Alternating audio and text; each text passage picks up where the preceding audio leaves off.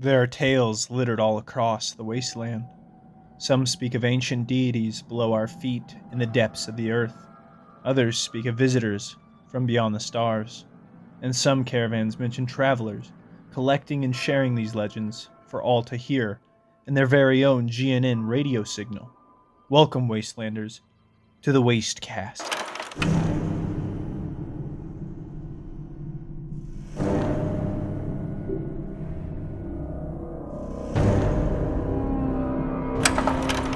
Thank you all for joining us today. We're going to be doing our first podcast, and we're going to make this a thing that we do very often.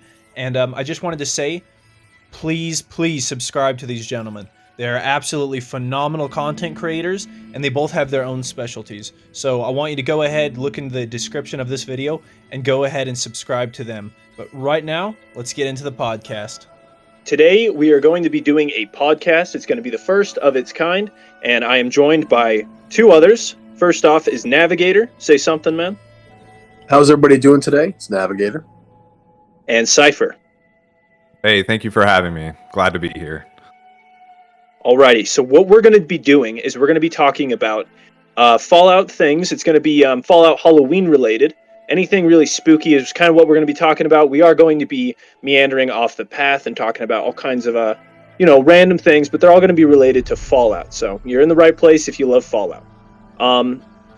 Well, first off, what is your favorite thing that's, spooky, scary related in Fallout? I'll let whoever wants to go first.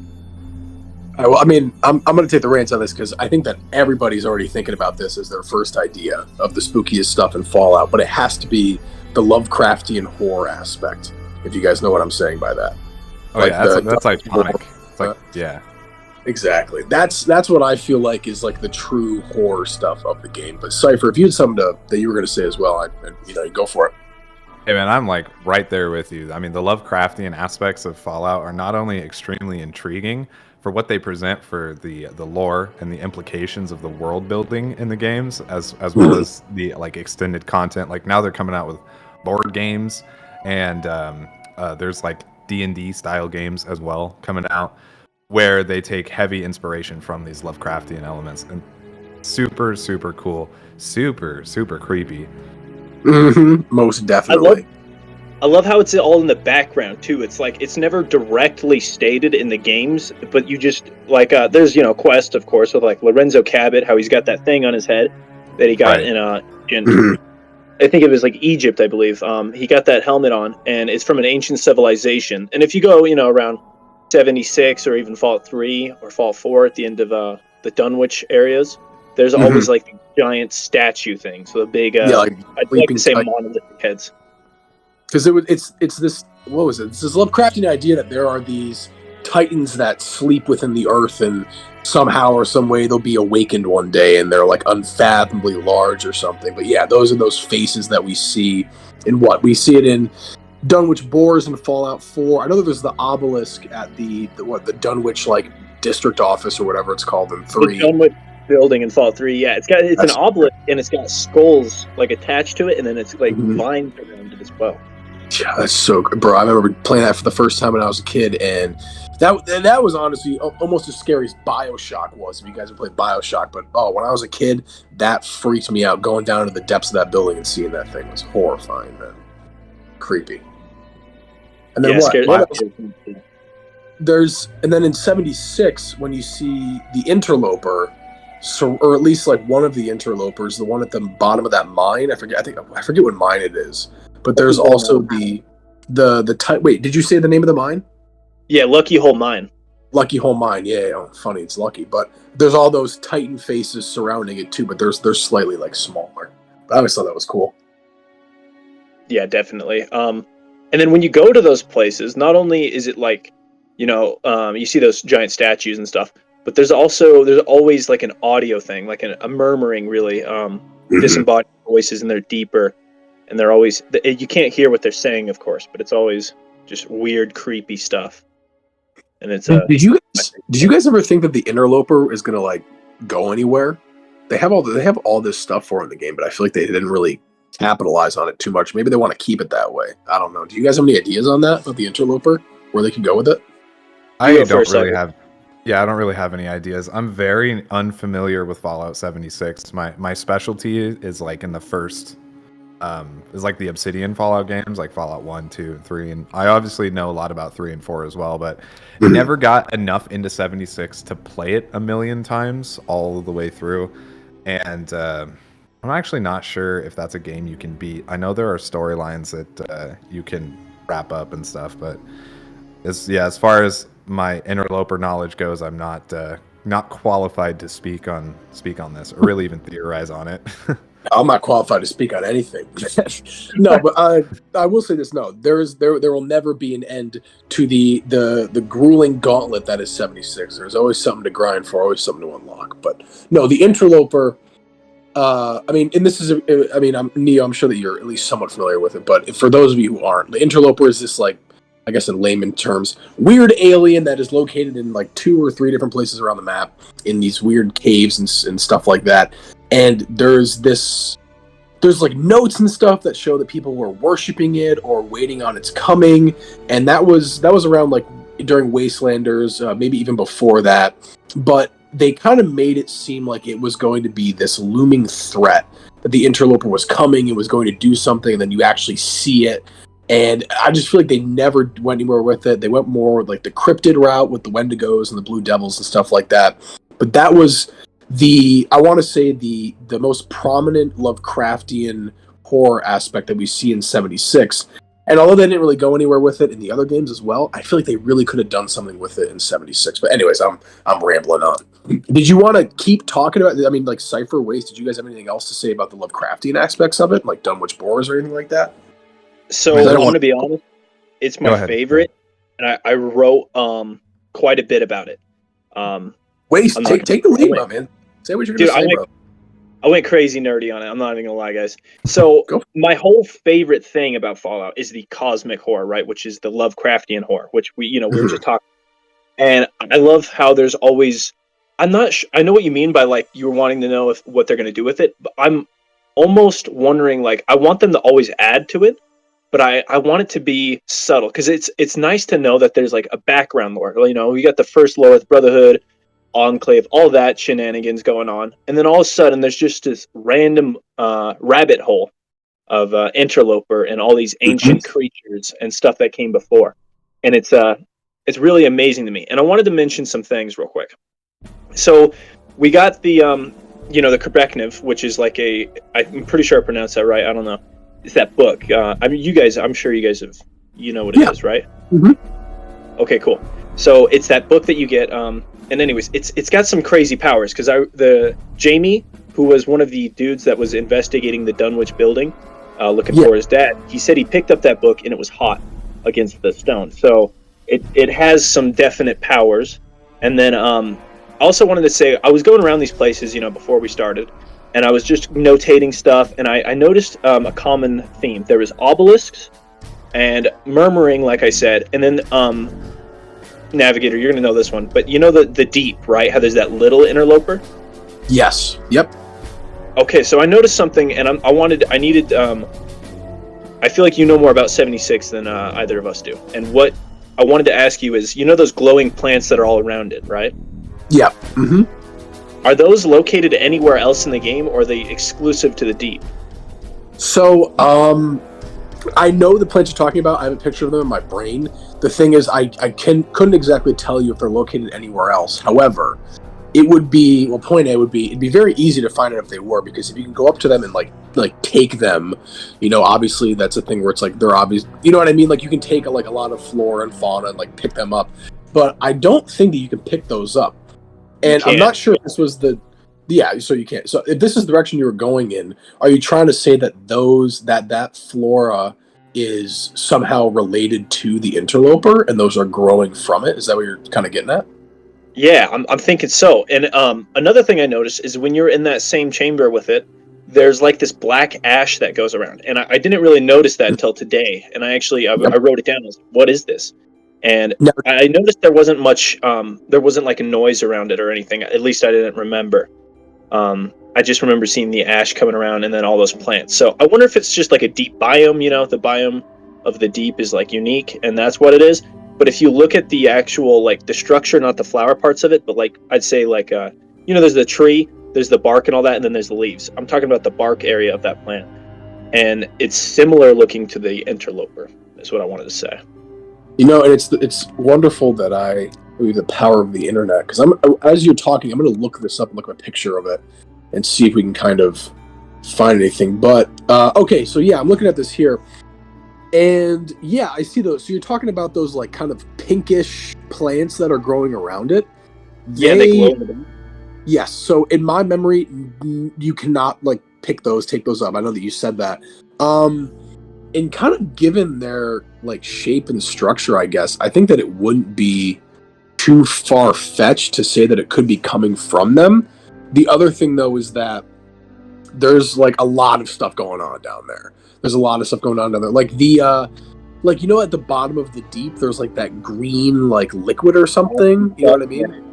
Is that like radioactive water or what is that? So I don't know, but what I'm trying to say here is that I think that you are onto something in saying that, and it very well could be related to the interloper.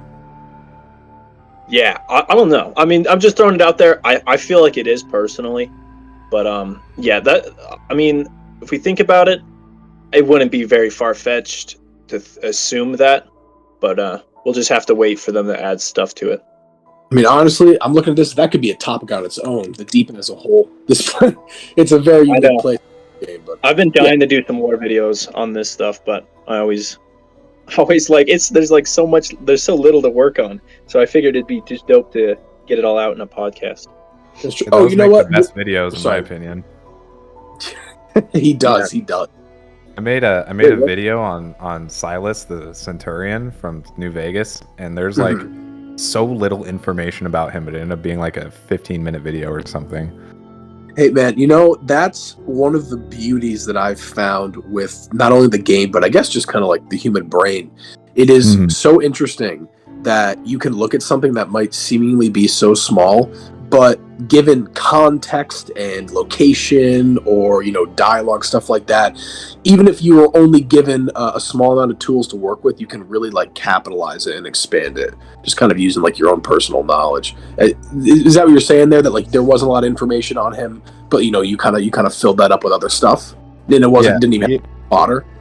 He has the one quest where you have to kind of save him from a Karen, and then there's like a lot of information that he gives you about Caesar and their operations, and whether you help him escape or whether you essentially interrogate him, get the information, and give it to the NCR, it'll change the ending of the quest. So like, I didn't go over the quest though. I more so went over the lore behind the character himself, because he's one of those NPCs that is very seldomly interacted with, and when they are, they kind of just do the quest and forget he even exists. But he does have a very rich lore. So it was like exploring that and also speculating about him as a character and what he was doing. And with like harkening back to the interloper, these Lovecraftian elements, they are a breeding ground for speculation. And so even if you have just speculative data at best, you can still make a pretty good length video about these things, like talking about like, hey, these are some things I noticed. I would agree. I'd completely agree with that. And I love the speculation about it, because it feels like it brings so much more interest than official lore could actually. Kind of like how we don't know who dropped the bombs. And I remember, Nav, you made a video about this, like literally this week, I think, a couple days ago. Yeah, it was a couple days ago. Yeah, it's so much more fun to speculate and think about who did it than like if they told us. I feel like it would honestly kind of be disappointing in a bit. I'd be like, dang, now we can't have our own theories about it. But speaking of which, I've definitely felt like it a lot. I would love to hear what your guys' theories are for who dropped the bombs, because it seems that everyone has like a different opinion and they always have different justifications for it. So I would love to hear what you guys have to say. Well, you start. What is your theory about a cipher? I haven't reached a consensus with that yet. There's a few theories that I like a lot. Like I really like the Vault Tech theory. I don't think it necessarily has enough information to warrant that being like the Occam's razor approach. Now, I also good Fallout reference, my man, and great what vocabulary reference as well. Occam's razor, that's great. thank you. I also like the enclave theory, which holds even less water than the vault tech theory. But in all honesty, I think that it was probably orchestrated. Oh, I forgot. I'm losing my train of thought.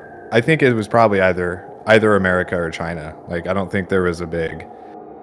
I think the mystery is there, but I don't think there's like a big surprise. It was probably the someone had either launched a nuke or they sent like a false signal or something that triggered a chain reaction, and then it led to a nuclear war. Yeah, MMD. Yeah, but I like don't have. Yeah, that stopped it in real life. I'm not super well researched on that, so I don't like have a complete consensus and like the evidence to support it. It's just like my initial gut feeling is it's probably a big mystery because we don't have an answer, but its answer would likely not be a surprise or even that shocking. It would probably be like some intern at the Pentagon like messed up and accidentally launched a nuke and then the whole world blew up, you know. But I don't think that's the case because I do remember there being a lot of foreshadowing leading up to the Great War. Like, there's something I remember about Pam having information about when the Great War was going to happen. Mm-hmm. That was her sole purpose, wasn't it? Was to detect when that was going to happen and prevent it, right? Something like that. Right.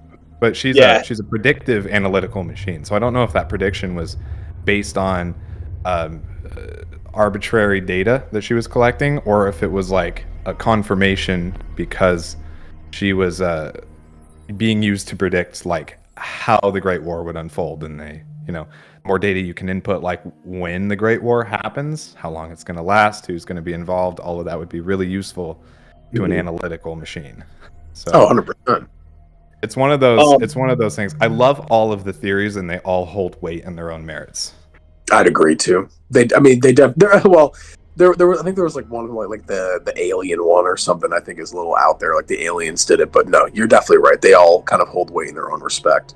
Yeah. Well, if you take the Zayden angle, this was always like my idea with the Zaydens.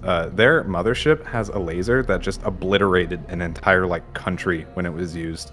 So I'm not sure why they would articulate us to destroy themselves. Especially if they're studying us and kidnapping us. If they wanted to, they could just blow up our planet like just by shooting it a couple times, a couple different places.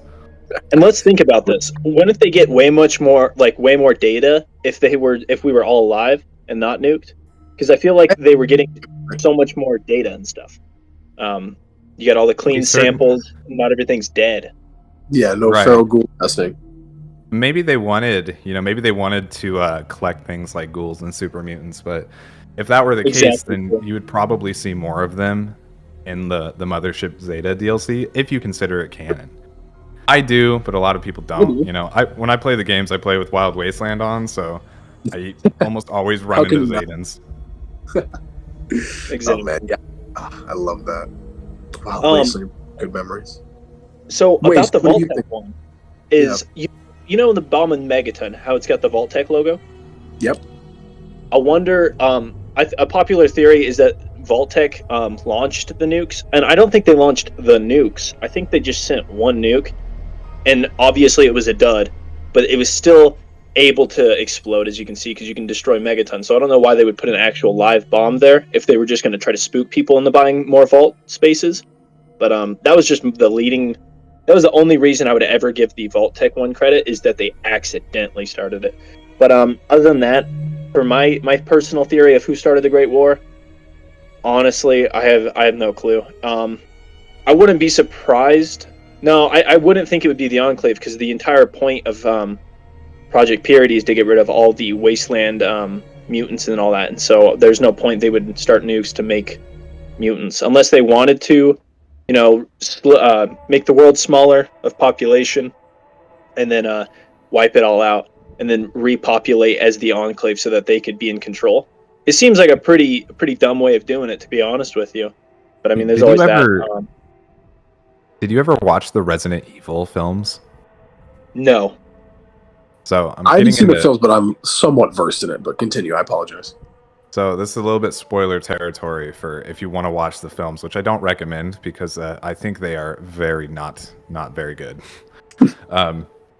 But like that's like one of the main plot points in the later films. By the time you get to like Resident Evil 6 or 7, it's revealed that there like is an actual enclave of people who were in the government who survived the zombie apocalypse, that they orchestrated the zombie apocalypse to clear the world for their perfect paradise. And even in the like us as viewers and the people in the movie, so it's like in the script, are just like, why would you turn everybody into zombies and destroy the whole planet if you wanted to live in a paradise? Like that doesn't make any sense. Yeah, I feel like they're turning the opposite of a paradise. Right. And then then in the next movie, I believe they introduced this whole like, oh well, everyone's living in cryostasis, so we're gonna wait for nature to retake over the world. And I'm like, you have like 100 people who are gonna repopulate the planet that are all like rich, and you're gonna throw them into a world where money now suddenly means nothing. There's no infrastructure, and you're gonna live like cavemen until you die or repopulate the world and rebuild all of the society you just destroyed in like a few thousand years. Like this doesn't make any sense. Yeah, well, life finds a way, like Jeff Goldblum says. Life does find a way. I'm not arguing that.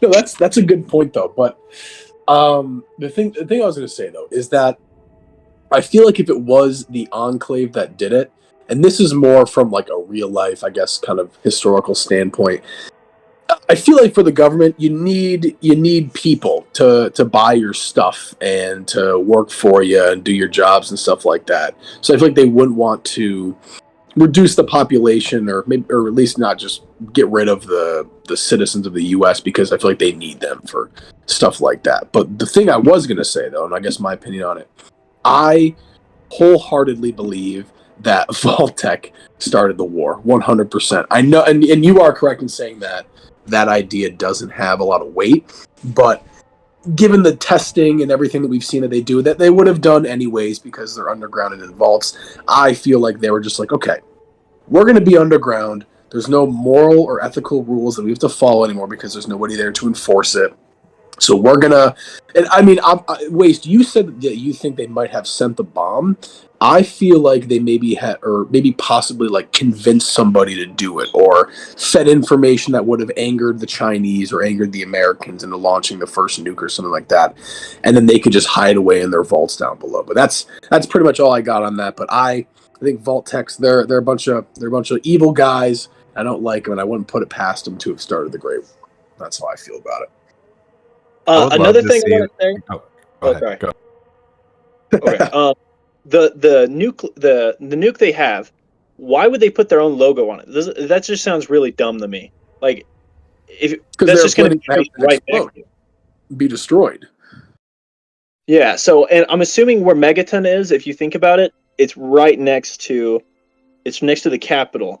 But in Fallout, you know how the nukes, they're not that crazy. Yeah. Not a hydrogen bomb. Right?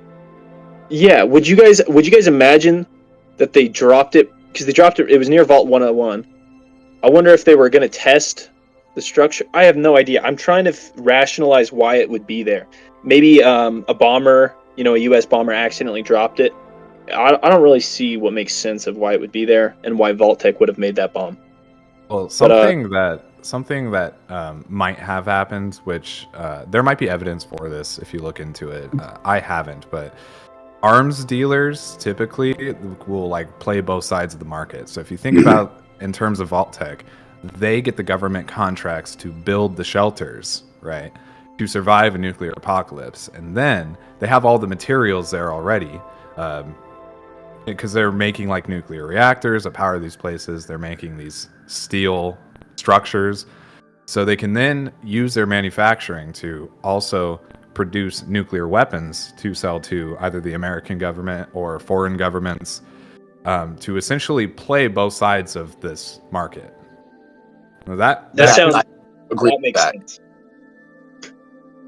You kind of put that into better words than I could have. But yeah, that's exactly how I feel about it. Is they were playing both sides of the market just to get away with what they were going to do. Right. So Yeah. they might not have been the one who launched the nuke.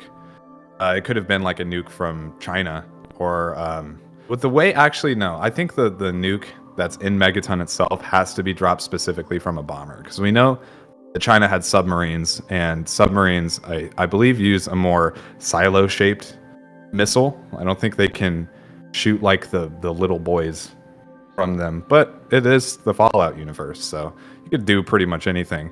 They have satellite lasers. You know? One thing I want to say is ICBMs exist in Fallout, obviously. Right. Because they're right in the divide. Yeah, exactly. Yeah, the divide. But what I don't understand is, why would it be a bomb? Because ICBMs, right, they fly, and then don't they just go directly into it, or do they drop a bomb in like the atmosphere? Because I'm assuming that's probably how they're going to work.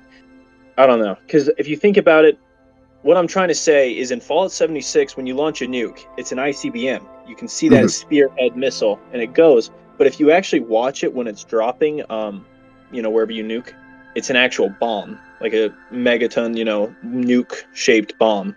So I don't know why it's a bomb. I never really thought about that, actually. Well, maybe it's a thing where I don't even know how to phrase this. Maybe I don't even know.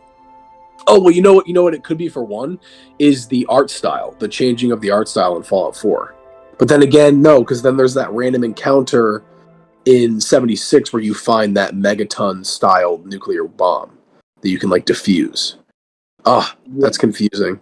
It doesn't make much sense, because, the ones before the nuke goes off, on the Scorch Beast or something, it's a bomb-shaped nuke. It's not a missile, which is, I don't know.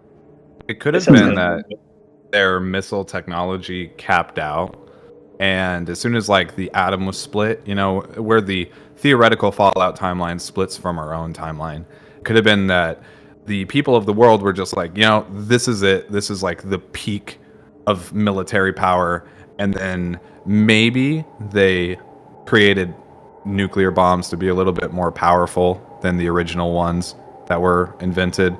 Or maybe not. If you ever look at the yield tests for the Fallout nuclear weapons, they are not that strong. Like we have like just our regular missiles are stronger than most of the bombs in the Fallout games. So it could have been that their technology peaked, and kind of like they didn't create smaller transistors, and they kind of stayed in that like 50s style technology. Yeah, actually, just a guess. Does make sense.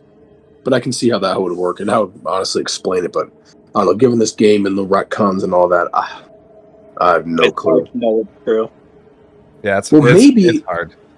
Or maybe it's a thing where the bombs that we see like in Megaton or like in the random encounter, those kinds of like little boy style bombs, maybe those are coming from China, for instance, and then the missiles that we see that are launched when you launch a nuke in 76, those are like the US missiles, but then you got to think about the Vault-Tec logo, but then you also think about maybe Vault-Tec sold China. I don't know. It's all over the place. Headache. Well, exactly. Here's another interesting thing. If you consider Wild Wasteland canon, then you have to consider the bomb, the One, which you find like out in the eastern Nevada desert, which is essentially just a rip from the bomb in Megaton, and I think it might be the same size, or if not scaled down. That's not super important to my point here. That bomb, so it could be argued like, hey, maybe that came from Nellis Air Force Base. There is a downed bomber in the lake. There's also a nuclear bomb there, or you could say like, hey, nuclear missiles were launched at Las Vegas. I think it was like 70 something missiles maybe it was like 90 missiles were launched, 70 were taken down. I can't remember the exact numbers off the top of my head, but some of them hit, some of them exploded. And I think the implication with the One is that bomb was one of the missiles that was launched, but turned out to be a dud. So it didn't get taken out by Mr. House's security system. Instead, it just like landed in the desert. It would have exploded, but didn't. So then you could argue, well, hey, maybe these bombs were the ones that were being launched at America. and the implication for that is pretty strong, I feel, in that game. Then again, Yeah, I can argue that. there's always the do we consider Wild Wasteland canon thing, and I think with the wackiness Yeah. of the Fallout franchise, it might as well be, right? Yeah, it might as well be. There's Yeah, a lot. as much as I've played New Vegas, I always have it on. So yeah, for me, it's a yes. Love Wild Right. Wasteland. Was there anything else that you guys wanted to say about the bombs or anything, or did you want to maybe hop onto a new topic at all? I'm still wrapping my head around. I'm sorry. I want to move No. on, but I just can't wrap my mind around why you would make a missile and then have it drop down as a bomb. I'm assuming what I have to figure this out. I'm sorry, guys. We do a missile, You're right? And then the top opens up and a bomb falls out of it. And then since it's got the fins on it, it'll stabilize. And then because they don't have enough rocket fuel, so maybe it shoots the missile up. The missile opens up, releases the bomb, and then the bomb goes to where. That's a good point. That's a my very idea. good. Yeah, and honestly, that would be a very straightforward explanation for it. And it could be debunked, but let's not debunk it now because we'll be on this topic forever. Isn't that what the So, like- podcast is for, right? Yeah, we'll do a nuke ideology or nuke. We'll be children of Adam. We'll do a nuke video. We'll all research beforehand and come in with our best argument. We'll Yeah. go work at Nevada for a couple years. There we go. Kids get some real life experience. I'm good with that. We'll pop in Area 51, see what's up. Sounds good. Speaking of Atom, I actually had a question for you guys that I wanted to ask. In the sake of the spookiness for Halloween, we were talking about. I forgot the name of it already. The Eldritch being in 76. Oh, what, Interloper? Interloper. I don't know why I wanted to say the Inquisitor, but the Interloper. And the Eldritch entities that clearly exist in the Fallout universe. We have sufficient evidence to claim that Atom, in some manner of speaking, exists. Now, whether it's more esoteric and it's like a force of nature, or if it's like, we'll say, an Eldritch entity that has its own ego. My question is, what do you guys think Atom is? I think he might, personally, I think he might be one of these Eldritch entities. I would. Wait, what did you say? I would say yeah, because if you think about it, there's the Mother of the Fog, and I know you're tripping balls because you just drank mushrooms.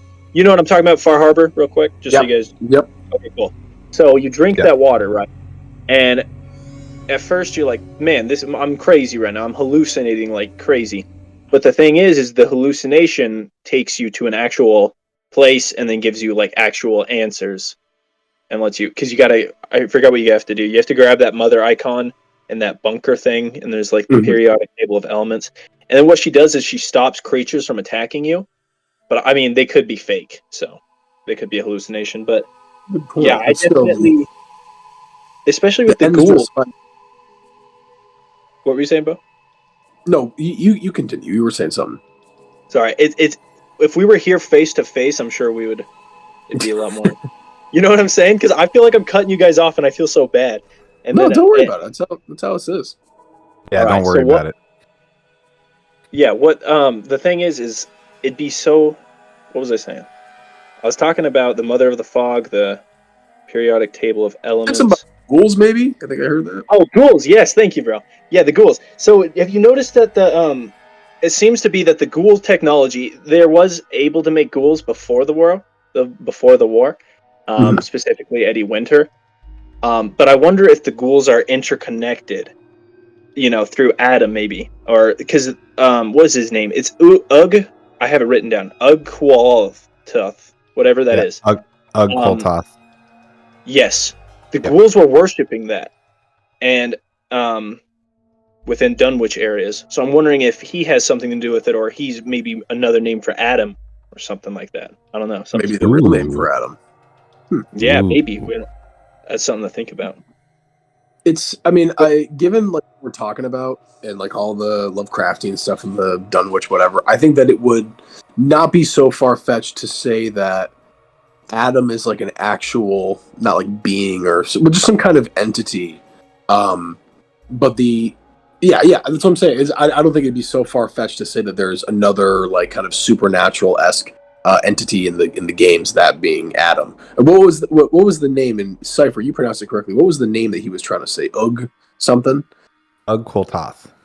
Ugquiltoth. Hope I said that right. No cultural appropriation. No, I'm just kidding. But no, that's yeah. No, I think that's, and I've never thought about it before either, because I had always thought that was just kind of like people being crazy, seeing all the radioactive stuff around them, be like, oh, let's worship it or something like that. But yeah, I never thought about it as like an actual entity within the games. That's cool though. I like that. Well, one I thing that's really interesting about the Eldritch artifacts that you find, like the obelisk and the sculpture, is now correct me if I'm wrong, but they are irradiated, or at least the area around them is always irradiated. Now, Yeah. like, well, that's because the bombs dropped and there's radiation everywhere. But if you're going deep underground into a cave where radiation would dissipate anyways, and like the first half is not irradiated, then all of a sudden you enter into irradiated areas, then it would make sense that there's some sort of connection there. And whenever it follows logically. Yeah, they're always being worshipped by or surrounded by ghouls. So there's a connection there. And the thing is, yeah, go ahead. Oh, sorry. No, you finish it. I'm sorry. You were about to say something. I was just gonna wrap up, and say like what that connection is. Like, I'm not exactly sure, but there's something there. Definitely. Especially if you look at the children of Adam, we know from lore and all that they're actually immune to radiation. Sure, their hair falls out, but if we go anywhere that they are going, for as much time as they are, we'll die. Yeah. So and you can also get like blessings of Adam, I'm pretty sure, that are like radiation resistant effects. Yeah. Remember that? Yeah. Yeah. That kind of reminds me of something unrelated, but the Hebologists. But I wanted to say too, I noticed the interlopers themselves, or at least the ones we see in 76, they are not surrounded by radiation, and there's no ghouls around them unless you count the deep, the Chinese ghouls that are down there. But I don't think I don't feel like they're connected at all. Yeah, those probably. I'm assuming those are probably two different things, because I feel like with Adam it would have to be a more kind of like ethereal thing, where it's like a cosmic thing. But I feel like the interloper is like an actual tangible being. I feel like now you got me thinking about all this. My brain's melting. I know it's a lot. It could be that Atom is, like you were saying earlier, it is like Ugquiltoth in a manner of speaking, or at least like a manifestation of its will. So, like this Eldritch entity, whatever it is, wants to gain followers, infect humans, do various things, which actually leads me to one of my questions I had for you, which is, what do you think the goal of these Eldritch entities are? We know that they're based off of Lovecraftian stories, so I'm sure if we read the stories, it would be a lot more clear than it is right now. I mean, at least I haven't read any of Lovecraft's works personally, but I know a little bit of it because I follow horror, so I've been exposed to it. But my idea is like, what do you think their end goal is? Because from the evidence, we see that they corrupt people and get them to do sacrifices of some kind. And if there is some sort of connection between the Eldritch entities that inhabit the Dunwich areas and, say, Adam, which in this case would be like its will in my like hypothetical scenario here, that sparks a really interesting correlation. And that might actually, now that I think about it, that could have been one of the factors that led to the Great War. What better to get an entire planet full of followers than to blanket it in radiation? Especially if the radiation is the thing that can make them worship you more, because the ghouls seem to worship them, and it's yeah, it might be one of those things that like the more worshippers they have, the more powerful they become. A good point. Yeah. Yeah, but yeah, I don't know. It's so I don't necessarily think though that Ugquiltoth and Adam are extrinsically connected, because Adam seems a little more altruistic. Like I guess we'll say that he's not like it's an entity right now. But the followers of Adam, they can bask in radiation. They don't get sick. They're not doing any like weird sacrifices or anything. And then you have that whole Mother of the Fog, which complicates the lore around it even further. So, no, I think that's. I'm sorry if I'm not talking as much. I am thinking so much about this stuff right now. It's all very, very heavy stuff to absorb. So. That's no fair. judgment here. I'm having a hard time even like getting my thoughts out. That's fair. But no, the only thing that I could really like add on to it is I feel like, and you said this about having more people to serve them makes them powerful. And I feel like with like Cthulhu, just based on what I know, like I feel like their only goal, and this goes back to the question you were asking, is just to like make chaos, I feel like, and create chaos and pain and suffering. But maybe that's why they're locked beneath the earth or something, is because they're just so terrible. But I don't know. Maybe they prefer it there. That's why they have those metal statues that were there to defeat them, and now they're watching them as they to make sure they don't do anything. That's a very good point. Some kind of like Earth Sentinels or protectors or something like that, like guardians. All right, I got a crazy theory I want to drop on you guys. Go for it. Do you think that there's a connection between the eldritch entities that inhabit the interior of the Earth and the Zatans? Think about it. The Zatans, they've been watching over humanity at the very least since the Edo period, which was like 1600. Yeah, because and they haven't done much. Like, it's, at least from what we can tell, they're not like infiltrating our governments. They're not like coercing our politics. I know they kidnapped some notable individuals, but we don't really know what they wanted from them, from what I gather.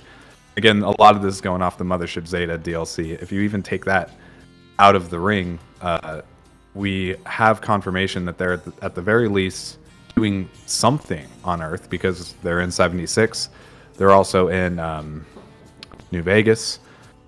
So what is their purpose? Why are they just hanging out?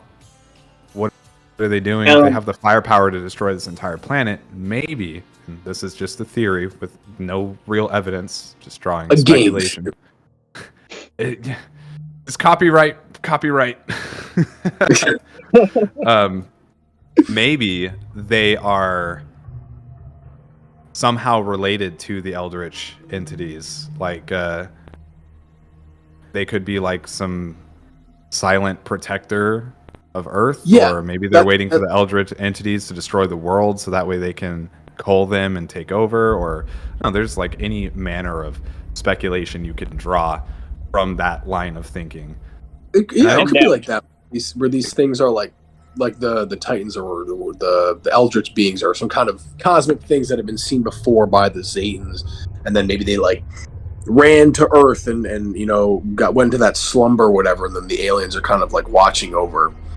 And then I guess the way that you could explain the testing would be like, maybe they're like, oh well, with these beings being on Earth, have they in any way influenced the human population or something? Let's beam these guys up and test them or something like that. But Waste, were you going to say something? Yeah, I was about to feed you some information, because I feel like you know a lot more about 76 than I do, like a tremendous more. So what I want to give you is some information real quick. Mm-hmm. You know the I can't remember. I think it was the Inquisitor. I think that's his name. It's the dude that with the Men in Black, he like flashes you and you don't know, he disappears. Not flashes you in a bad way, but like flashes you in a mind bending way. Yeah. You know that guy, right? That I'm talking about? Yep. Okay, so there's that guy. And then there's also the emissary? Yep, that's his name, the emissary. Okay, cool. Exactly what I'm saying. So, the emissary, right? I wonder what he has to do with any of this. And then also, where's that place? It's like the Georgia Guidestones, but I forget what it's called. I know it's in like the top of the, it's in the top of the map, or it's somewhere in the Savage Divide. I know that, but I don't know. Yeah, and it's got the isn't it got like ancient hieroglyphic things on it, like alien stuff? Man, I tried deciphering that thing for so long one day, and I couldn't pull anything from it. See, I wonder if that's connected to, hold up. Ugg Qualtoth. Ugg Qualtoth. I probably said it wrong. But that guy, I wonder if it's connected to that. And then you got to remember, there's that ancient, not ancient, the archaeologist guy, and he was in the cave with the Death Claw. I can't remember. Hopewell Cave, I believe. And he's talking about an ancient civilization far older than we have recorded. And I wonder if that stone is related to Satan. Yeah. I remember like bits and pieces of that. Isn't there a plaque in Hopewell Cave too that talks about them or something like that? Or is that just like the Native American? I forget. When I was doing I can't remember. The only thing that I know that I can kind of piggyback off this is that Homer and Cypher. Do you know who Homer is in 76 by any chance? No, my knowledge of 76 is getting bolstered as we speak. Well, for Cypher, for anybody that's listening who doesn't know, Homer is this kind of friendly character that we meet before the Invaders from Beyond update, which was like the Alien update, because they had this kind of like little story angle with it. So the emissary, I had always thought, the Man in Black and Homer were Zetans that were using some kind of like disguise or something, but I know for a fact, it's pretty much been like explained that Homer is a Zetan. And he kind of has, like, when you talk to him, you only talk to him through, like, this, like, voice call. And he has a picture of this, what do you call it? Just, like, a random dude. And his name is Homer Saperstein, which, if you break it down, is Homo sapien, like, human. But, so, I'm not really going anywhere with this, aside from the fact where, for some reason, the Zetans are protecting us. And then if you think about the emissary coming to Earth and him being, like, kind of ominous or whatever... I don't really know where I'm going with this. It's so hard to explain, but like it goes back to the idea of maybe the Zetans in some way are gathering information or trying to protect us or trying to harm us in some way, but from the beings that are on Earth, like the statues underground in Dunwich, or maybe just the whole Adam thing or the Dunwich being in the Interloper. But that was honestly just word vomit. But I'm trying to think of the connection between the Zetans and all of the Eldritch stuff. I don't really know where I'm going with it, though. My bad. Well, there's also this to think about. Oh, go ahead. Oh, sorry. Okay, I'll get it fast. The Zetans in Fallout 76, their purpose is to mind control you because they got the mind. That's the whole point of that event. What's it called? Invaders from Beyond. They got the mind controlling stuff, and then the whole purpose of what seems to be the other ones is to get them to worship them. So. There is a worshipping either way they're trying to control, and why humans specifically when you could just kill them because you got all that power, I don't know. It's I don't know either. So I wonder if that's a connection. The world may never know. I don't necessarily think the Zetans are there to harm us whatsoever. You got to think, like, if they wanted to hurt humanity, they're doing a very bad job at it in all given respects. Their tools too. It literally, humanity literally just blew itself up, and they're like, That's a good scene. Oh my gosh. No, I see what you're saying there with that. And it's, oh man, I have spent so much time and done research into the Zetans, like trying to come up with some reason and lore behind what they're doing and everything, and it's just so difficult, man. It's so difficult. And then you bring like sorry, you go ahead because I'm just gonna ramble. You go, all right.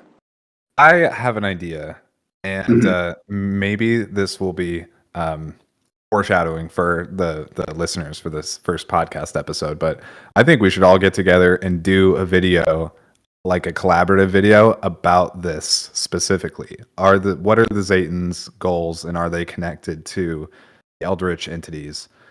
And then we can kind of like split this up into 3 different fields of research, come together, come to a consensus, and like make a whole video about it. I'm good with that. I know that it needs an explanation. You got to do us some more Zetan impressions. Yeah, for sure. I'll play all the Zetans. Yes. Oh my god, so funny. Dude, those guys, so funny. But sorry, Wes, go ahead. I was thinking, you guys want to save we'll save all this alien stuff because I know us. We could go crazy on it for hours. You guys want to save that for that video?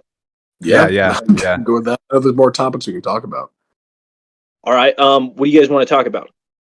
Well, Cypher, you have any points? Yeah. Points about this before we move on? No. I mean, just anything else to talk about. I mean, or questions, I should have said. Oh, I got plenty. I got a whole list. Oh, same here, brother. Most of them are like not Halloween related. Like I have let's see, number 11. Who is your Fallout waifu? Oh my Viper. I'm going Kate. Wait, It's a great choice. Kate, yeah, Kate's the Irish one in Fallout 4, right? My memory serves me correct. All right, good. Yeah, I love Kate. She was the best. Love me some I was thinking of the other Kate. Hold on. No, Cassidy. That's what I'm thinking of. Cassidy, yeah, that's everyone's. Yeah.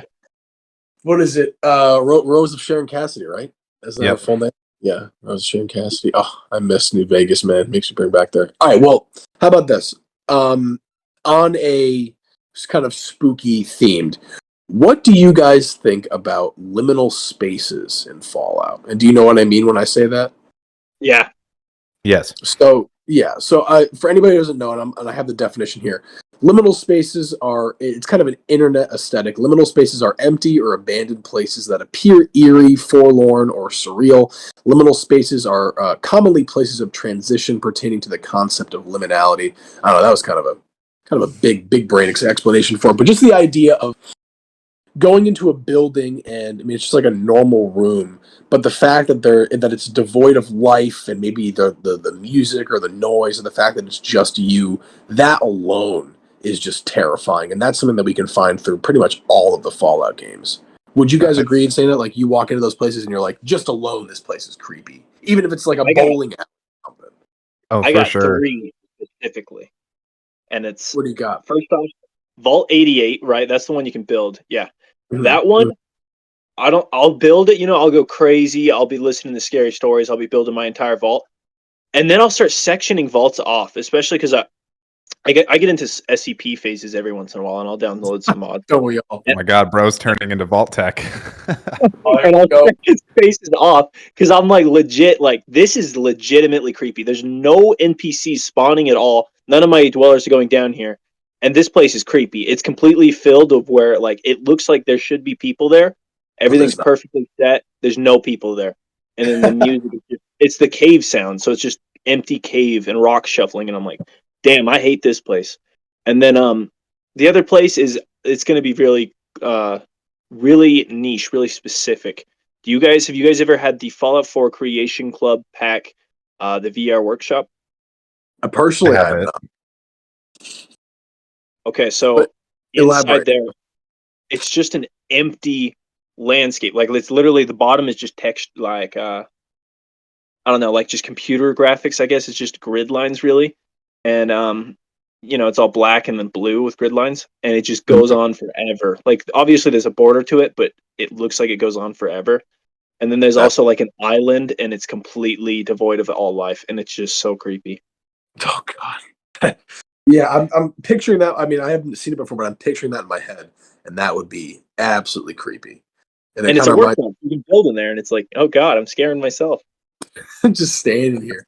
Well, you said what other spaces or what other places did you have on that list, kind of? I said 3, huh? But there was really, I think it was really just those 2, because if I'm trying to think of any other places, and I really can't. Maybe like the other one, Sloping Joe's Donuts. Of Joe's, yeah, $20 for a cup of coffee. Oh my God, waste! You ever see that, bro? They were charging $20 for a cup of coffee there before they closed down. Do you remember how much it was in like pre-war money just to go to the bowling alley for like a single round of bowling? How much was it? Do you know the number? Oh my God, it was a lot. Let me look it up. It's Fallout. We're gonna do Fallout 4 bowling alley. Gas prices got to $900. I seen it in a sign in Fallout Tactics. 5,000 pre-war money. Oh damn. My! I mean, maybe like inflation or something. That would only been like $5, but it's so crazy. dude. Yeah. That's Well, like so you got to think too that these like the pre-war money. Now we don't exactly know what bills they are. They could be like $1 bills, right? But they're in bands. They're like stacks. Stacks. It makes one single pre-war money. That's a good point. Yeah, that is a very good point. Yeah, and you need 5,000 of those. So even if you like, we'll do some quick math. I'm very, very bad at math, but let's say you have like, I don't know, 100 $1 bills times like 5,000 stacks. That's $500,000. That's one day at the bowling alley is $5,000. Yeah, that's one game at the bowling alley. Once you're done with that game, you have to pay again. Jeez. That's in General Atomics, right? In Boston. Yes. Yeah, General Atomics. Yeah. I'm surprised I remember that, but that's so funny. Jeez. I guess that's another video topic on its own, the pre-war money of the Fallout universe. Inflation. Well, okay, so yeah, I think that the number one liminal space, I guess you could say, is just vaults, bro. I feel like vaults on their own are so creepy, especially ones that are just totally empty. Oh, they get me. Not only with the whole, with the anger aspect too, when you're wandering around, you know which direction is which, walking in circles. I'm not gonna get into that. Is, what is the creepiest vault that you've been in? Creepiest vault? Oh, 100%. I forget what the. Actually, you know what? I'm gonna find out. Is it the one at the plant? No. Well, wait. Do you have an answer? Because I just found it. Yeah. You're gonna have to help me out, Cypher, because you're the New Vegas nerd. It's the one that's got all the plants. I think it's like Vault. It's not Vault 21, but it's 22, isn't it? Yeah, Vault 22. Yeah. 22. Awesome. There's also Vault 34. The one with the ghouls is also pretty creepy. Yeah, that was my other answer. The one at the water that's like flooded. Yeah. Mine has to be Vault 108. Gary. Oh, Gary. Oh, Gary. Man. Gary. And then you can like find them across the wasteland too. Oh man. Imagine just like you're just some random settler out in the Mojave, and all of a sudden you hear a knock on your door, and there's a vault dweller with a smile on his face wielding a knife, and all he says is as he's ripping you apart is just Gary. Oh, that would freak me out. You're basically talking about the entirety of the Fiends population. That's true. That is true too. Oh my gosh. Oh, well, don't even. If you want to talk about things like actions that actually horrify me, Cook. That guy. Yeah. Oh my God, man! Thinking about him, and of course, given the podcast, I don't really think it's necessary to go into all of his exploits. But man, let's not. That freaks me out. And I won't. But I will say this though. So Cypher, I'm not sure if you know this about me. I got a history degree in college. Like I'm a historian, whatever. But throughout history, you know, especially in ancient times and conquest and stuff, you know, you think about like I can't even imagine waking up one day and my sole goal is to make sure that I have enough food on my plate and to make sure that my family isn't murdered by neighboring tribes. But I feel like that's what happened when the bombs dropped. Obviously, civilization declined. There was all this bad, depraved stuff going on, and that is like a real life kind of like like a logistical horror. Is the idea of just like, oh, like we're going back to those times where like I got to fight for my life and protect my family day to day, day in and day out. That scares me. But that's all I'm gonna say about that. Because that just freaks me out, bro. I can't imagine that. Especially with a guy like Cook running around. Jeez. Right. And there would be a lot more cooks as well if society were to decline. You know, you got to think from like a political standpoint. Like we all have our ethics and our morals that kind of define what our how we view ourselves and our own cognitive processes. As soon as there are no repercussions for what you can do, whether you're a good person or a bad person, we all we'll call it devolve into a similar behavior.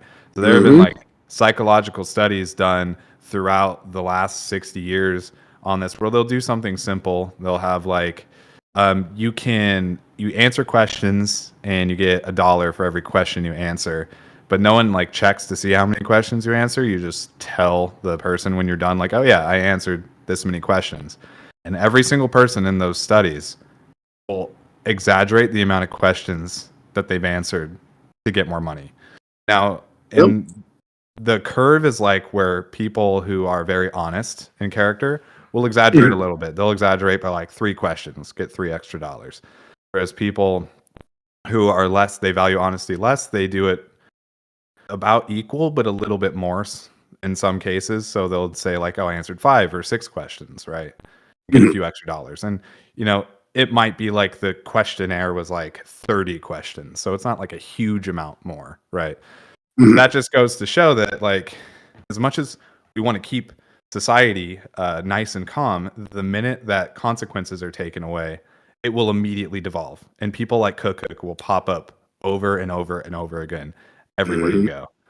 There are people like that already with consequences. Yeah, that's true. Horrifying reality. Right. And that makes you want to, you know, put yourself to a faction so that you can actually get rid of those menaces or maybe create more. So I would like to segue. What's your favorite faction? Like, what faction?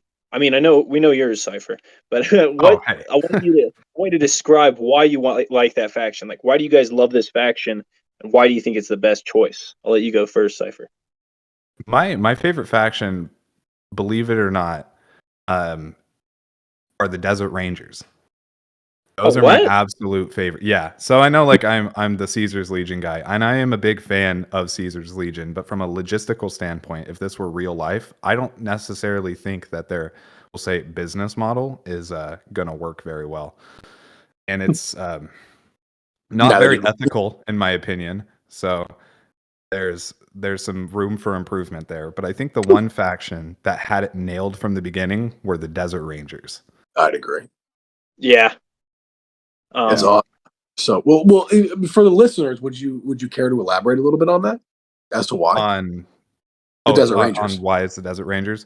So I did a video about them, and I, you know, like really was getting into the research around the Rangers. And when I went into it, I was more of the opinion that they were like the NCR Rangers that we find in New Vegas and Fallout 2, where their whole goal really is to either, like in the case of Fallout 2, be a opposition to slavers, or in the case of New Vegas, be like a special operations force. What the Desert Rangers turned out to be was a vigilante force made up of common citizens from the surrounding area, and their whole goal wasn't necessarily military conquest as much as, or like fighting a specific faction over ideology, as much as it was just helping people who didn't know how to survive in this wasteland that they found themselves survive. And I find that to be a very altruistic motive that I personally align with. You know, one of the things that I like about the concept of the Legion is that everybody will end up helping each other one way or not, whether that's sacrificing themselves for the greater good, you know? And so, like I said before, I don't think it's necessarily efficacious, but the Desert Rangers got it right. You know, they're building a community. They're making everyone stronger. They're helping each other out. So that allows me to feel very like emotionally connected to them and their mission and their goals. Plus their armor's badass. So that's true. Well, Waste, you know this. So, and Cypher, you are 100% on the nose with that about their goal. And that is why I love the Desert Rangers. But, and this isn't my answer because I do have another answer, but Waste, do you know, and I'm sure you do, who my favorite character in all of the Fallout games is? Do you know who that is? You want me to say it, or do you want to say it? You say it if you know who it is. Randall Clark. It is Randall Clark, exactly. And I think that he is the physical embodiment of that kind of idealism of the Desert Rangers. Because he's right, like, I mean, and the other thing too is like I'm not sure what the percentage, whatever, but of the Desert Rangers, and Cypher, if I am wrong on this, let me know, but they were like former police or former military, and some of them were. But at least with Randall Clark, former military, he found the Desert Ranger armor in Salt Lake City. But his whole goal was to make sure that the people that were around him survived, and they had like like at least decent lives that they were living. And man, and I love that ideology, you know, the father of the caves and helping out the survivors from Mexico and all that. And man, I just love that. But You got me fanboying out about that. I'm thinking about Randall Clark. I'm about to freaking cry about him, man. But no, my favorite faction, and this is going to be very surprising in all of the Fallout universe, is the Great Khans. I love the Great Khans, man. I think that they are the best. I think that given their history as well, they kind of got the short end of the stick. They got shafted a lot, and that kind of made them into this hardened raider group. But when you talk to them and you reason with them, at least from my memory, you can kind of change that a little bit for the better. And on top of that, this is something that I've always believed. I always believed that the Native Americans had it right. They lived off the land. They tried not to waste as much as they could. And I feel like that kind of mentality and knowledge is something that you really need within the Fallout universe, especially, like just adapting to the wasteland and the frontier, almost, you could call it. And I really feel like the Great Khans do that a lot, but they were kind of going down the wrong path when we find them in New Vegas. But that's how I feel about that. I love the Great Khans. They're awesome. May I interject real quick? Go. I was finished what I'm saying, but go ahead. If you need to, go ahead. All right. I have a million points that I want to talk with you about specifically on this topic. I need to pop out and go to the bathroom real quick.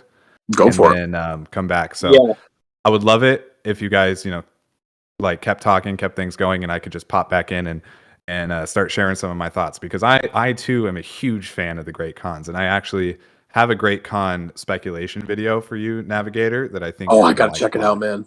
I gotta check that out. Oh, you got my heart. All right, well, yeah. You go do that, and then I'll be back in about 2 minutes. Roger that. All right, well, here, I got one point that I wrote down that could probably be we could talk about pretty briefly here. But in 76, just a scary area of the map. Would you agree that the mire, like when you first stepped foot into the mire when doing those missions, that place was not creepy as hell waste? Yeah, definitely. Especially, have you seen my video on the Big Maw? Yes, I have. Yep. Yeah, that alone is right there. That's the whole definition of the mire is eerie AF. Gosh. I just remember in 2019 when I first got the game, me and my friend Jelly, we would do the missions, whatever, like during the day, like the missions that we could, whatever. But we would always wait until nighttime to do our mire missions, because then, it'd be like really, really creepy. All the lights are off in my house and I'm playing the game and I'm walking through there. And man, I remember going, it wasn't Haven Church. Haven Church is another one, but the broken down church where you come across your first Wendigo, dude, that. Yeah. Bro. And I was a little kid, I was 18. And that still freaked me out, bro, going down there and seeing that Wendigo. And it's creepy, too, because you walk into that room and the Wendigo's not there. And then as soon as you pick up the note, he'll spawn behind you. Oh, my God. And even to that, and this is another thing I had written down, was the whole Wendigo aspect. Just the idea that, people were eating human flesh and then turned into those things. That thing is so creepy. Easily, in my opinion, the creepiest of all the cryptids in 76. But that's all I have on that point. Here. And the Wendigos themselves, they were, I believe, they were pre-war, weren't they? They weren't a product of the bombs. Yeah. Well, yes. Honestly, I don't remember the exact lore about it. I know that the Gourmands were around pre-war and stuff like that, but the Wendigo itself is like a real life thing. It's a Native American folklore, linked to cannibalism, and this idea where you eat human flesh and you'll turn into this weird abomination with lanky arms and an insatiable hunger no matter how much you eat. And oh my God, that freaks me out so much. So much. One of the reasons I loved 76 so much, like the cryptids and stuff, is because I am a huge nerd when it comes to skinwalkers, Wendigos, that kind of stuff. It's my favorite because they're so damn scary, right? And it's just why I love 76. Added that kind of stuff. I'd love to see a Fallout. Imagine in Fallout New Vegas if there was a quest and you had to hunt a skinwalker and it would stalk the desert. Dude. Man. All right, but you need to make a mod for that. Yeah. It'd be so badass. The Skinwalker mod. Honestly, man, there have been some times where I was driving through the desert and I found a yellow lab without a collar on in the middle of the canyons, 100 miles from the nearest town, and I'm like, bro, do I stop? Don't Dude, turn around. I've seen some stuff in my days. If we want, I mean, we could totally go off into telling our own ghost stories, but you guys don't tell anything like too scary related because it's my favorite. I'm gonna be back in like around 2 minutes as well. I'll be right back. Sure. Roger that. Well, yeah. Well, if he's, did you want to say something about the great cons? Yeah. I want to wait for Waste to get back because Gotcha. it's furthering the point that we made. Fair But enough. Well, I do you have do. any ghost So stories? Any real life ones? I do. I did want to tell you about that video, though. I'll send it to you after we get off this call, or you can look it up and find it on my channel. But essentially, it's a speculative video about the Great Khan Empire that would be built after New Vegas if you were to like go through their quest and help them like either learn about their past or find the value in their own tribe. And you know, you get that end scene that's like the Great Khans went to the wastes of Wyoming and started a grand empire. And so I did a speculative video, like what that empire would look like, and I thought that video was pretty cool. Oh, Love dude, the Great Khans; they're great. you're piquing my interest with that, man. I have to check that out, bro. Yeah, I'm it's gonna be excited. It's one of my older videos at this point. I mean, I've only had my channel like up for a little bit over a year, and I can only produce like one video a month right now, so I don't have a whole lot of content. Well, that's fair. No, but the thing is, I'm sure that you're putting a lot of effort into what you're doing, though. Oh, and again, dude, yeah. I haven't seen anything, but I if you're saying one video a month, then I know you're putting a lot of effort into there, and that's awesome, bro. Yeah, it's like each video is like 40 to 60 hours. Just of work put into it. Damn, man. Yeah, that's awesome, bro. One of my shortest workloads that I ever had was the video I did with Wastelord on Camp Guardian, and that was like a 30-hour video. It was because I had his help to do it, you know? Oh, that's crazy though, man. Huh. Yeah. You got me intrigued about this now. I'm gonna be watching everything you're doing, bro. And dude, I hope you like it. Those kinds of videos too is like those kinds of videos with the lore and stuff when you're putting a lot of effort into it. Those definitely do well, at least on YouTube. So I know that you're going to be going places with that. But Waste, were you going to say something? Yeah, I was going to say, the first time I watched one of your videos, Cypher, I was like, damn, this dude is sick. It's like, I'm not trying to bash or anything, but Oxhorn, he used to be my favorite dude. And I was like, yeah, his lore videos are really good. I like them. They go in depth and all that. But then your videos, dude, I feel like they put like an extra element there that was just missing. Like it made it feel more immersed, more serious, you know?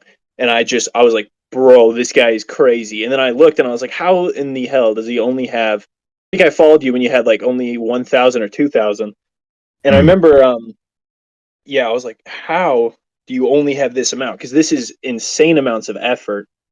Tons of content, like tons of, you know, what am I trying to say here? Actual value that you're adding to it and information. And you can tell that you research all this stuff and it's phenomenal, dude. So I definitely agree with Nav. You're going places, bro.